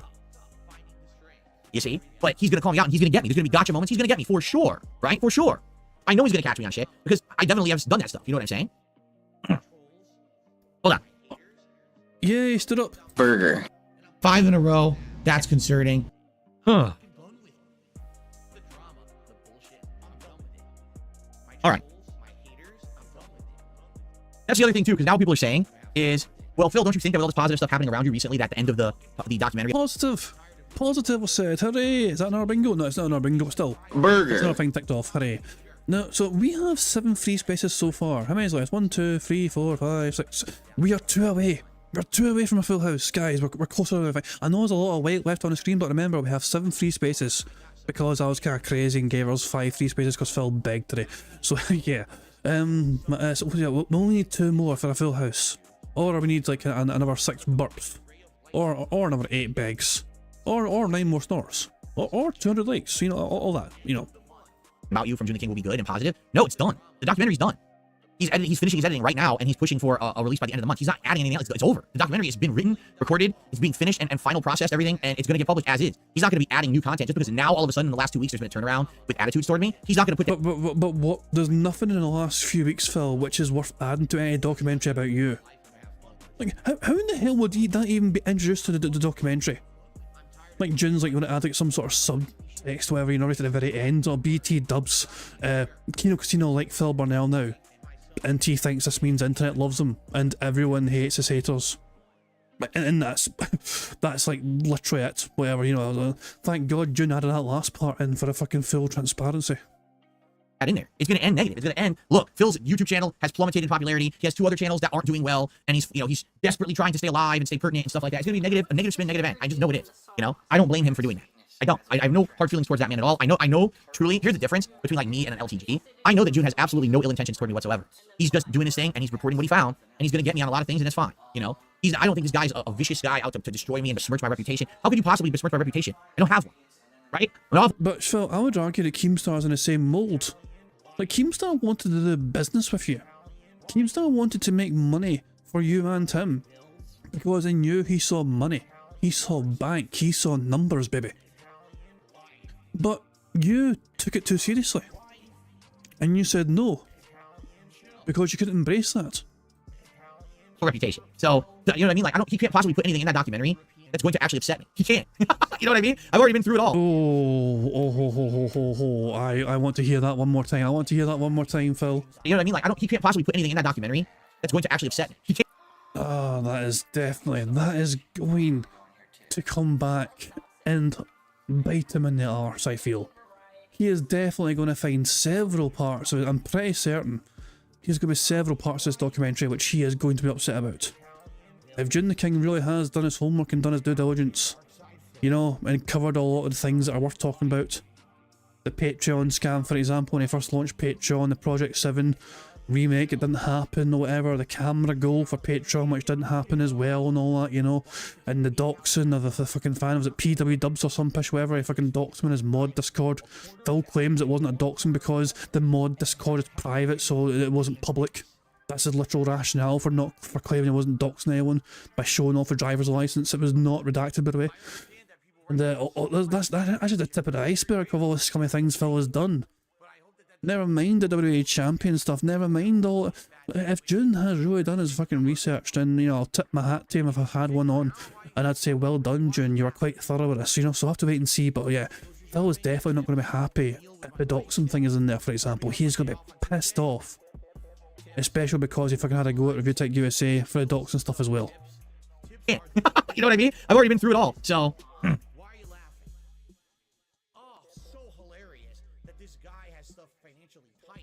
That's true. The timing of it could have been better. If this documentary were coming out in, say, 2 more months, with all the positive stuff happening now, this could have been like the happy epilogue to the documentary. But now that's not going to happen. Now instead it's going to end on a bad note because it ends like a few months ago, rather than ending now where all this positive stuff is happening. And again, I don't blame him. I'm not asking for anything. It's all good. Roll with it.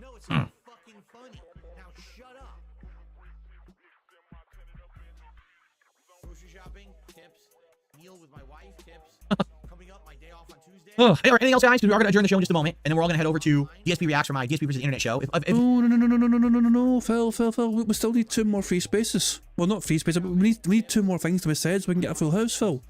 Don't you dare try and end the show now when we're so close to a full house.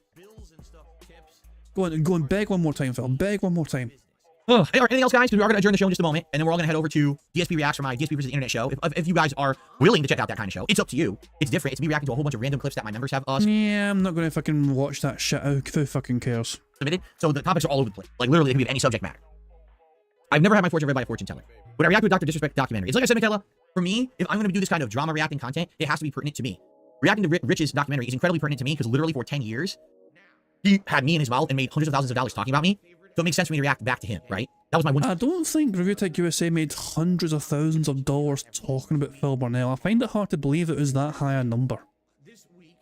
But then again, who knows? Maybe I'm wrong because, you know, sometimes some of his content did pop off. So, but yeah, he probably made thousands, but I don't think it's hundreds of thousands. It won't be hundreds of fucking thousands. Chance to do it, and now I'm done with him. To react to my own documentary, I don't think there's anyone else more pertinent to react to my documentary than me, correct? In regards to other people's documentaries, I might do it, but I don't think I would do it now. I would focus on my stuff right now, and then maybe in the future. The thing is, right now, the Dr. Disrespect situation is developing, right? Like, we've seen what happened. Like, he's gone for how many months now? 2 months he's been gone, and no one knows what's going to happen with this guy's future. So it's kind of like, until there's more developments, the story's not done, it doesn't really even make sense to talk about or react to that content or to that happening until it ends, right? So I guess we'll see. The casino chip at the end was hilarious. You mean this casino chip? Oh, here we go. This is the potential thumbnail. You mean the King's Tax? Jesus Christ, hold on. Let's see if we can get a thumbnail from him holding up this casino chip. Look at this smug ass look at his face. Is there any good faces here? Hold on, let's just see. Hold on a second. Give me a second. So I guess we'll see. The casino chip at the end was hilarious. You mean this casino chip? I'll just play the clip. You mean King's Tax? If you don't know what we're talking about, this is the conclusion of the Rich documentary from last night, or the Rich React from last night. This is literally it. This is the conclusion. So go check the end of it to see what I mean. I will be clipping the React over the week, and this will probably be my final clip. Will be this, okay? Alright, okay. Hold on.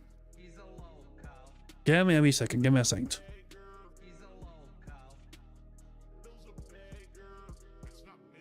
There we go. I knew I'd find a particular good freeze frame, and I think that's the most smug ass look possible, right at the end of that. Please watch a clip. Face just sits into smug mode. There we go. So there we go. We have the picture. We have the potential thumbnail material. Jesus Christ. And there we go. It's a nice little crop out. Good stuff indeed. Let me throw that to the members Discord so we can people can enjoy that to their heart's content if they so choose to do so. Oh, tomorrow's thumbnail is going to be stacked. We've got an Undertaker impersonation or whatever. We've got Phil being all super happy. He's got him holding the casino chip. Bumside Phil says, I desperately want Phil to take up actual weightlifting just to watch him cry about how weak he is. No, remember, Phil used to lift weights back in the day, you know, when he used to borrow his daddy's weight set and he fucking lifted those weights as well, apparently. Shit. You want to know something sad about, like, weights? Like, I don't know why, when I was young, like, early teenage years, right, like, I said I wanted, like, a bunch of weights. And like I got them, like my dad got them for me, and I was like very young teen, like late, you know, late. So like I'm basically still growing up essentially, and I got like these weights, you know. So it's like kids weights essentially. You know what I mean? But still, I was quite young. I never used the bastard and things. I don't even think I used them once. But for some reason, I said I wanted them, and like I think I got them for like Christmas or a birthday one year. You know what I mean? And I didn't. I just ended up not using it. I just stayed in the fucking box and just gathered dust. I was like, what the fuck. I just remembered that shit there, but yeah, it's but Phil lifting weights sounds fucking hilarious to me. Like he's struggling to hold that fucking chip steady. Mind you, that might be a very pricey, expensive casino chip. That might be why it's so hard for him to keep it upright and steady on camera, because it might be a very expensive, like $10,000 chip or something. Who fucking knows? Cool.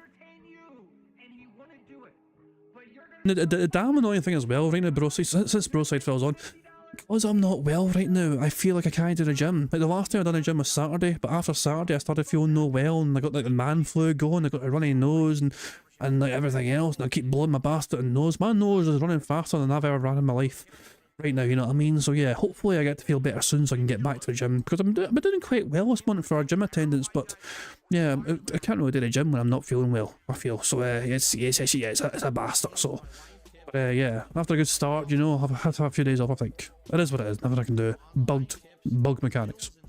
Put a little bit more frame there. Oh, I won't lose it. I'm not losing the King's Tax. This is what I earned for 10 years of suffering from the mouth of a fucking blubbering moron, okay? Kept my mouth shut for 10 years. I earned this. And so this is staying with me. That's my lucky King's Tax chip right there, all right? That could be potential good thumbnail material right there. Look at this, Jesus. Hold on. Hold on. Oh, this is even better. This is even better. Oh, goodness me. Hold on. I am wasting so much time getting these, like, bloody thumbnail style pictures, but I can't help myself. There's so many good ones. This has got to be like the last screenshot. I can't keep delaying myself. It's getting quite late, for God's sake. Bingo's been going on for almost 3 hours, and like I keep pausing because Phil's waving a goddamn casino chip with a smug ass face. Right, so there we go. Got that in the member Discord as well. Cool stuff. Right, let's get back to the bingo. Let's let time go. And so this is staying with me. That's my lucky King's Tax chip right there. All right.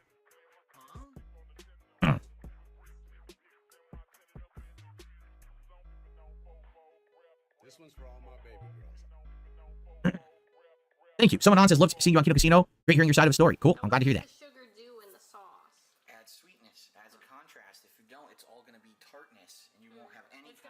That's right. Now if Rich ever watches and reacts to me, he has to see the chip in frame. You're absolutely correct. And he deserves it too. He deserves to see that chip every moment.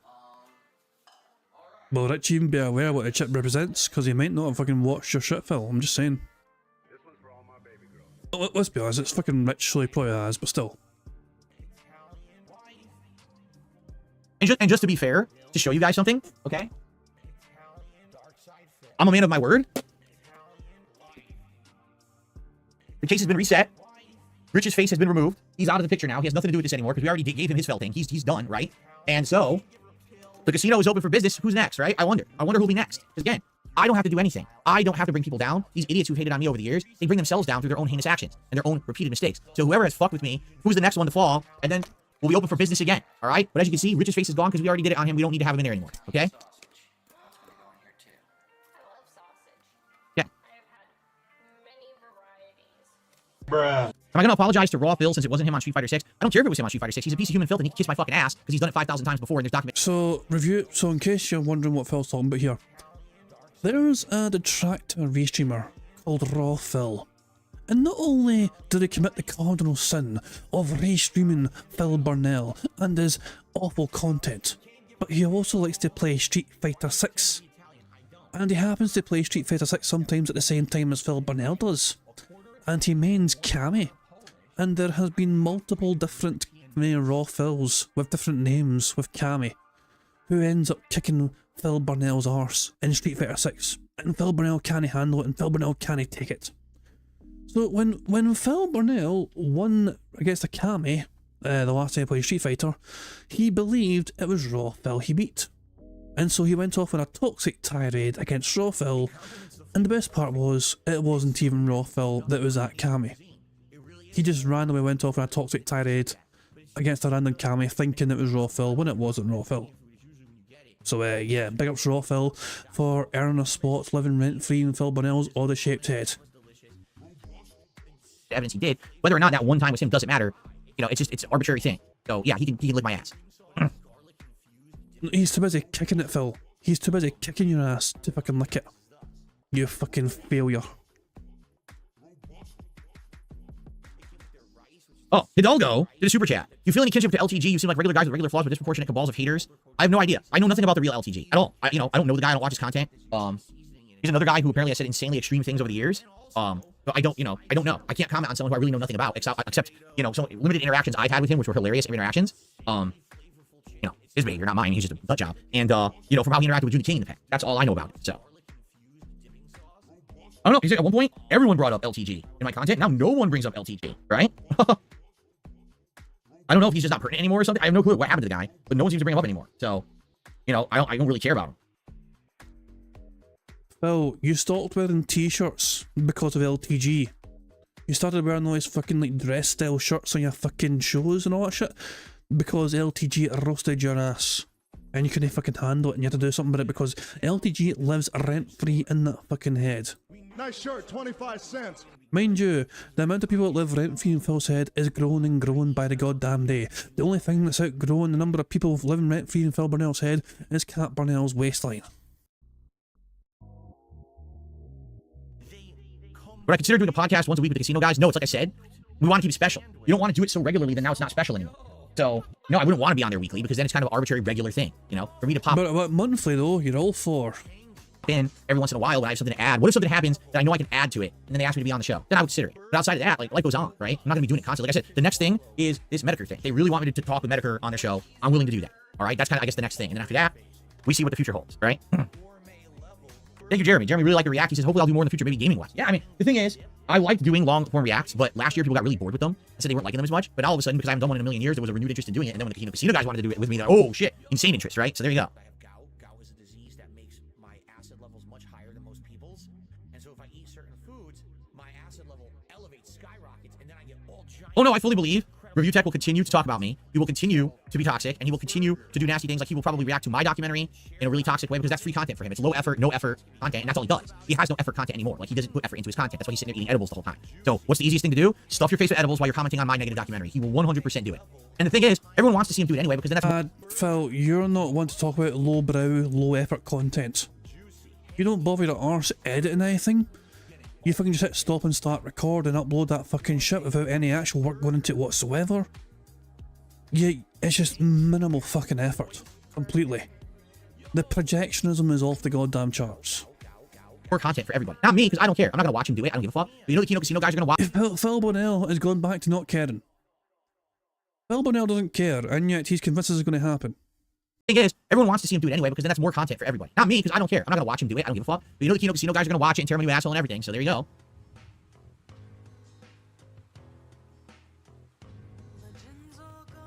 Okay. I don't put my chat on the screen. I got a lot of newcomers who ask me various questions. I don't put my chat on the screen for 2 reasons, okay? Number 1, I find it incredibly distracting. I really do. Like, if I have my chat on the screen right here, you can't pay attention to what we're talking about or anything. You know, the chat. It's all about people looking at But Phil, I've got my chat on the screen and it's not distracting whatsoever. Because, like, you know, I have my OBS display showing me what OBS looks like, however. But I just have my chat as well, which I look at, which is not... I don't read my... So I'm not reading chat of what you guys see, essentially. I'm not looking at that wee square under the bingo card. I'm looking at a separate window which has my YouTube live chat in it, which has, you know, I can see the words, I can see more of a chat, essentially. But yeah, and it's a good point, Steve. Please, Phil, say interactive. Please, for the love of God, say interactive. Let's rewind him and let's see if he says it. Incredibly distracting. I really do. Like, if I have my chat on the screen right here, you can't pay attention to what we're talking about or anything. You know, the chat. It's all about people looking at the chat, looking at the chat. I'm reading the pertinent things out of chat. I'm trying to address them. You don't need to be derailed by the chat on the side there, to be honest. So that's why I don't do that. And number 2, for gameplay, it's atrocious. I don't want my chat on the screen during gameplay, because that means that you don't care about the game. All you care about is the fucking show going on around the game, and that's not what I'm about. If I'm playing a game, I want you to watch the gameplay, see if you like the game. You know, it's more. I'm more of a real gamer than someone who's gonna sit there streaming the game just to have an audience. I'm streaming the game because I want to play the game and just play the game. You see, it's a little different. So that's true too. Most on-demand viewers won't really care about the chat. I really do have 2 divided audiences. I have live stream attendee viewers, and I have on-demand viewers. The on-demand viewers, most of them are people who've been around for ages. There's a couple thousand people who come by to watch my content from time to time whenever there's a game they like, and they don't want to see the chat because they don't care about the stream. Why don't you back it up with a source? My source is that I made it the fuck up. They're just here to watch. Phil, a couple of thousand people. Your on-demand views would disagree with you. Crown that I have. Couple of thousand people. Let's see. Stardew Valley, 263 views. Stardew Valley, 284. The Daily Crap, 458. Street Fighter, 496. 648.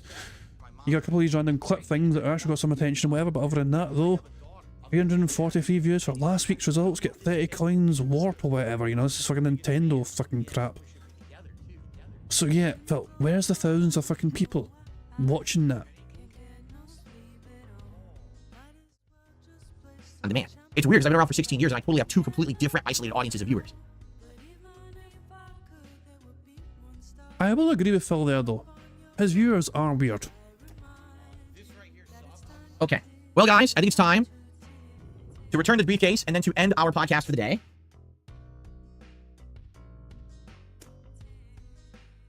Thank you guys very much. Great one. I knew it was going to be a good one because it was the decompression show from yesterday's React, and thank you to everyone who was here and supported it. We will now adjourn. And tomorrow, of course, I will talk about everything that happened on today's React content, plus I'll be talking about news, because we had some game news today. I didn't want to get to it. I didn't really have time. We'll do like a news roundup tomorrow, okay? Sound good? Thank you all. I'll see you Tuesday. Cool. All right.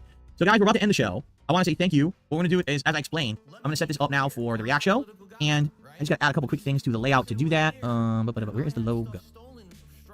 React intro. Where's the DSP React's logo? Oh, is that it? Logo. Here it is. All right. I just got to get my camera set up. And what's going to happen is, once this stream goes down, okay. Oh, by the way, I can actually open. See, this is how we're going to do it today. We're going to play it like... Hey, let's have a wee quick look at what his playlist is like. It goes down.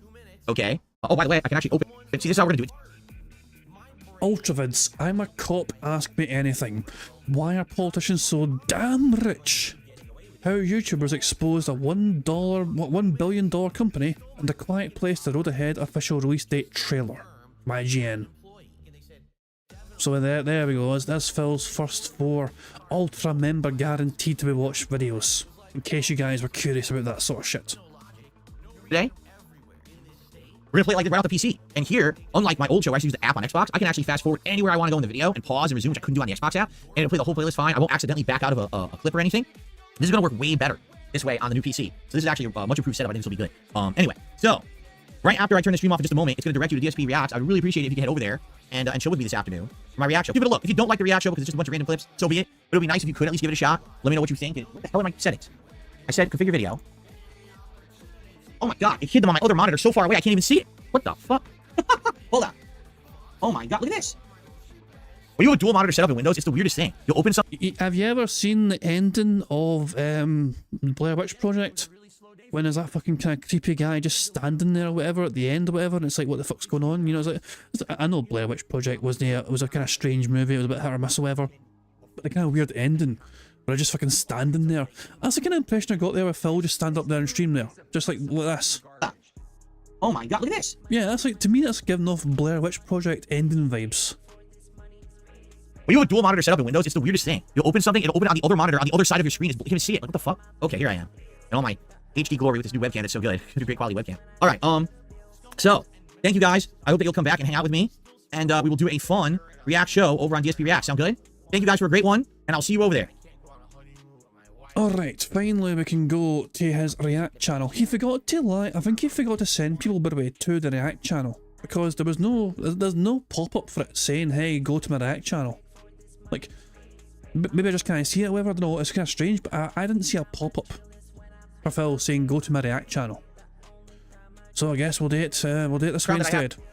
We'll go to, not live, here, we go here. React channel. There we go. On April 15th. No, look, McDonald's, Phil's favourite subject. A food video, hooray for that. God, we are so far behind. Nope, nope, nope, nope, nope, nope, nope. Nope, nope, nope, nope. Get rid of the music. Here we go, I think we got past the music. I'm sitting. Hold on. Afternoon, everybody. Here we go. Here we go. Jesus Christ. Fuck off. Crappy music. Right. 1.5 speed. We'll play from here. So Bingo resumes from this point in time. Remember, until Phil starts recording for his React content, the Bingo still continues. We need 2 more squares to get ticked off to get the full house. We are so very damn close. Alright, good afternoon, everybody. 1 second.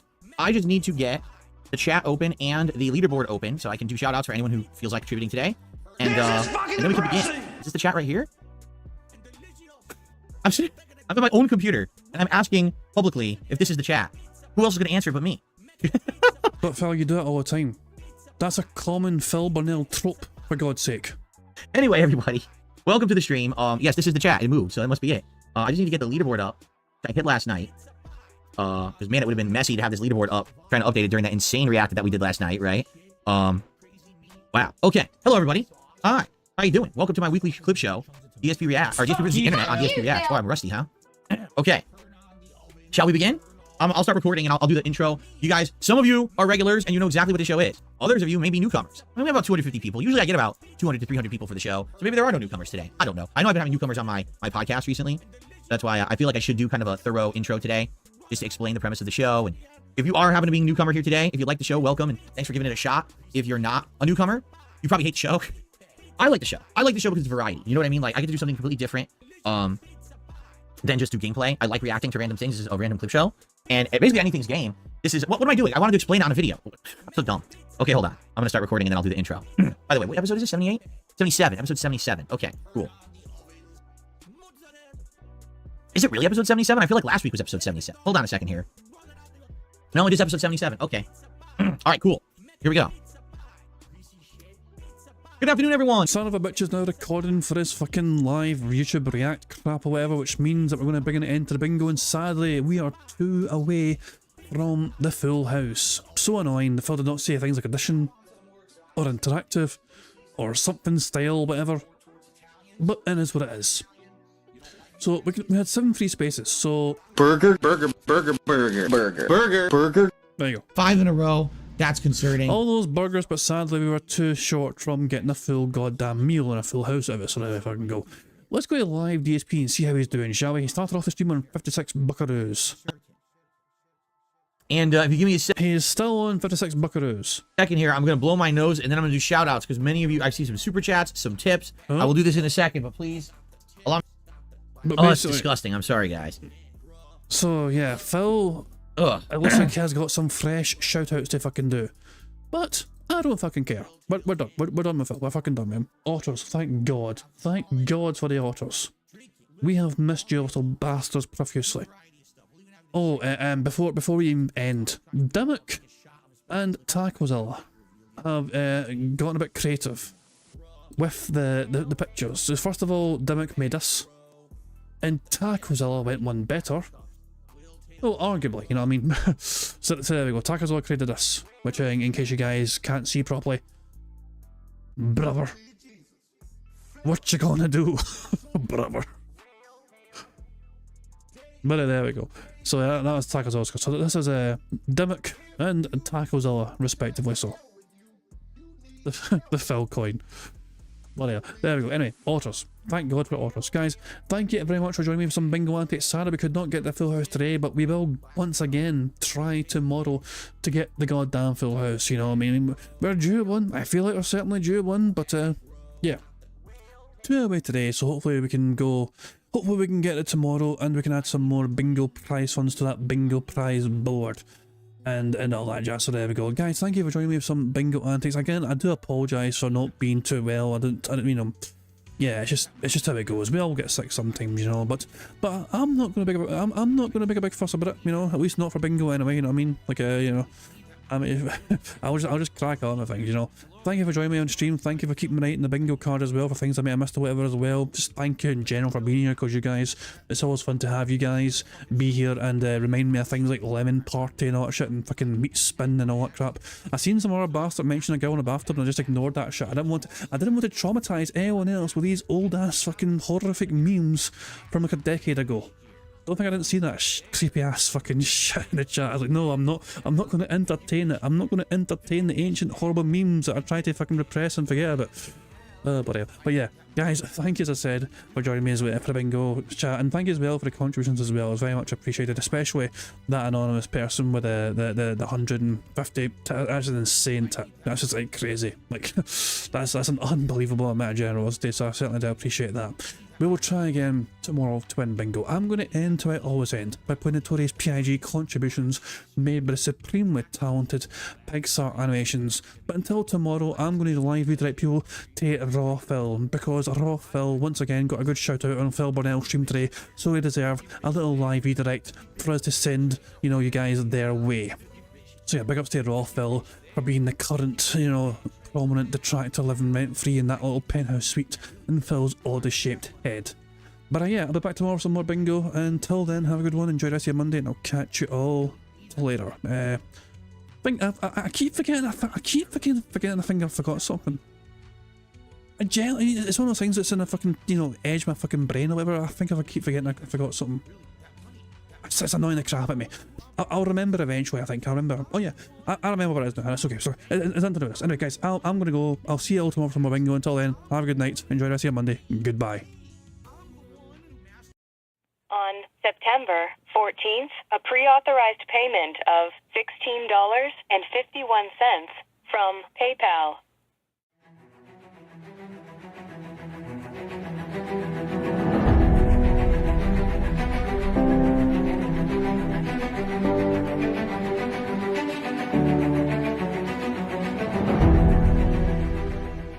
All right, Luna Mills has tipped me $1.30. It says, "I'm back. What's your favorite type of shower?" When you're showered in money. When you go outside and all of a sudden greenbacks start falling from the sky, and you raise your face up. You're like, oh, you start dancing. You go, oh, money, money, yeah, yeah. All right, I don't know what the hell you're talking about, but thank you for the first tip of the day.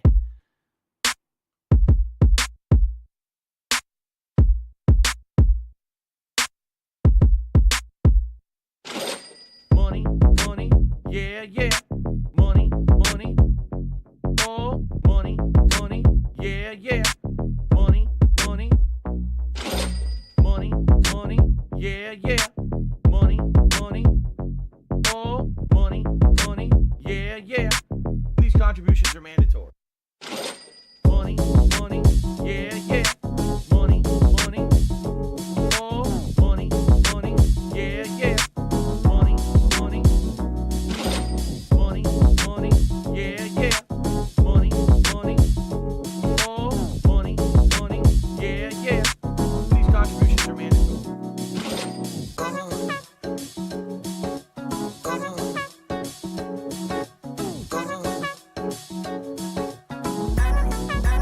Show me the money.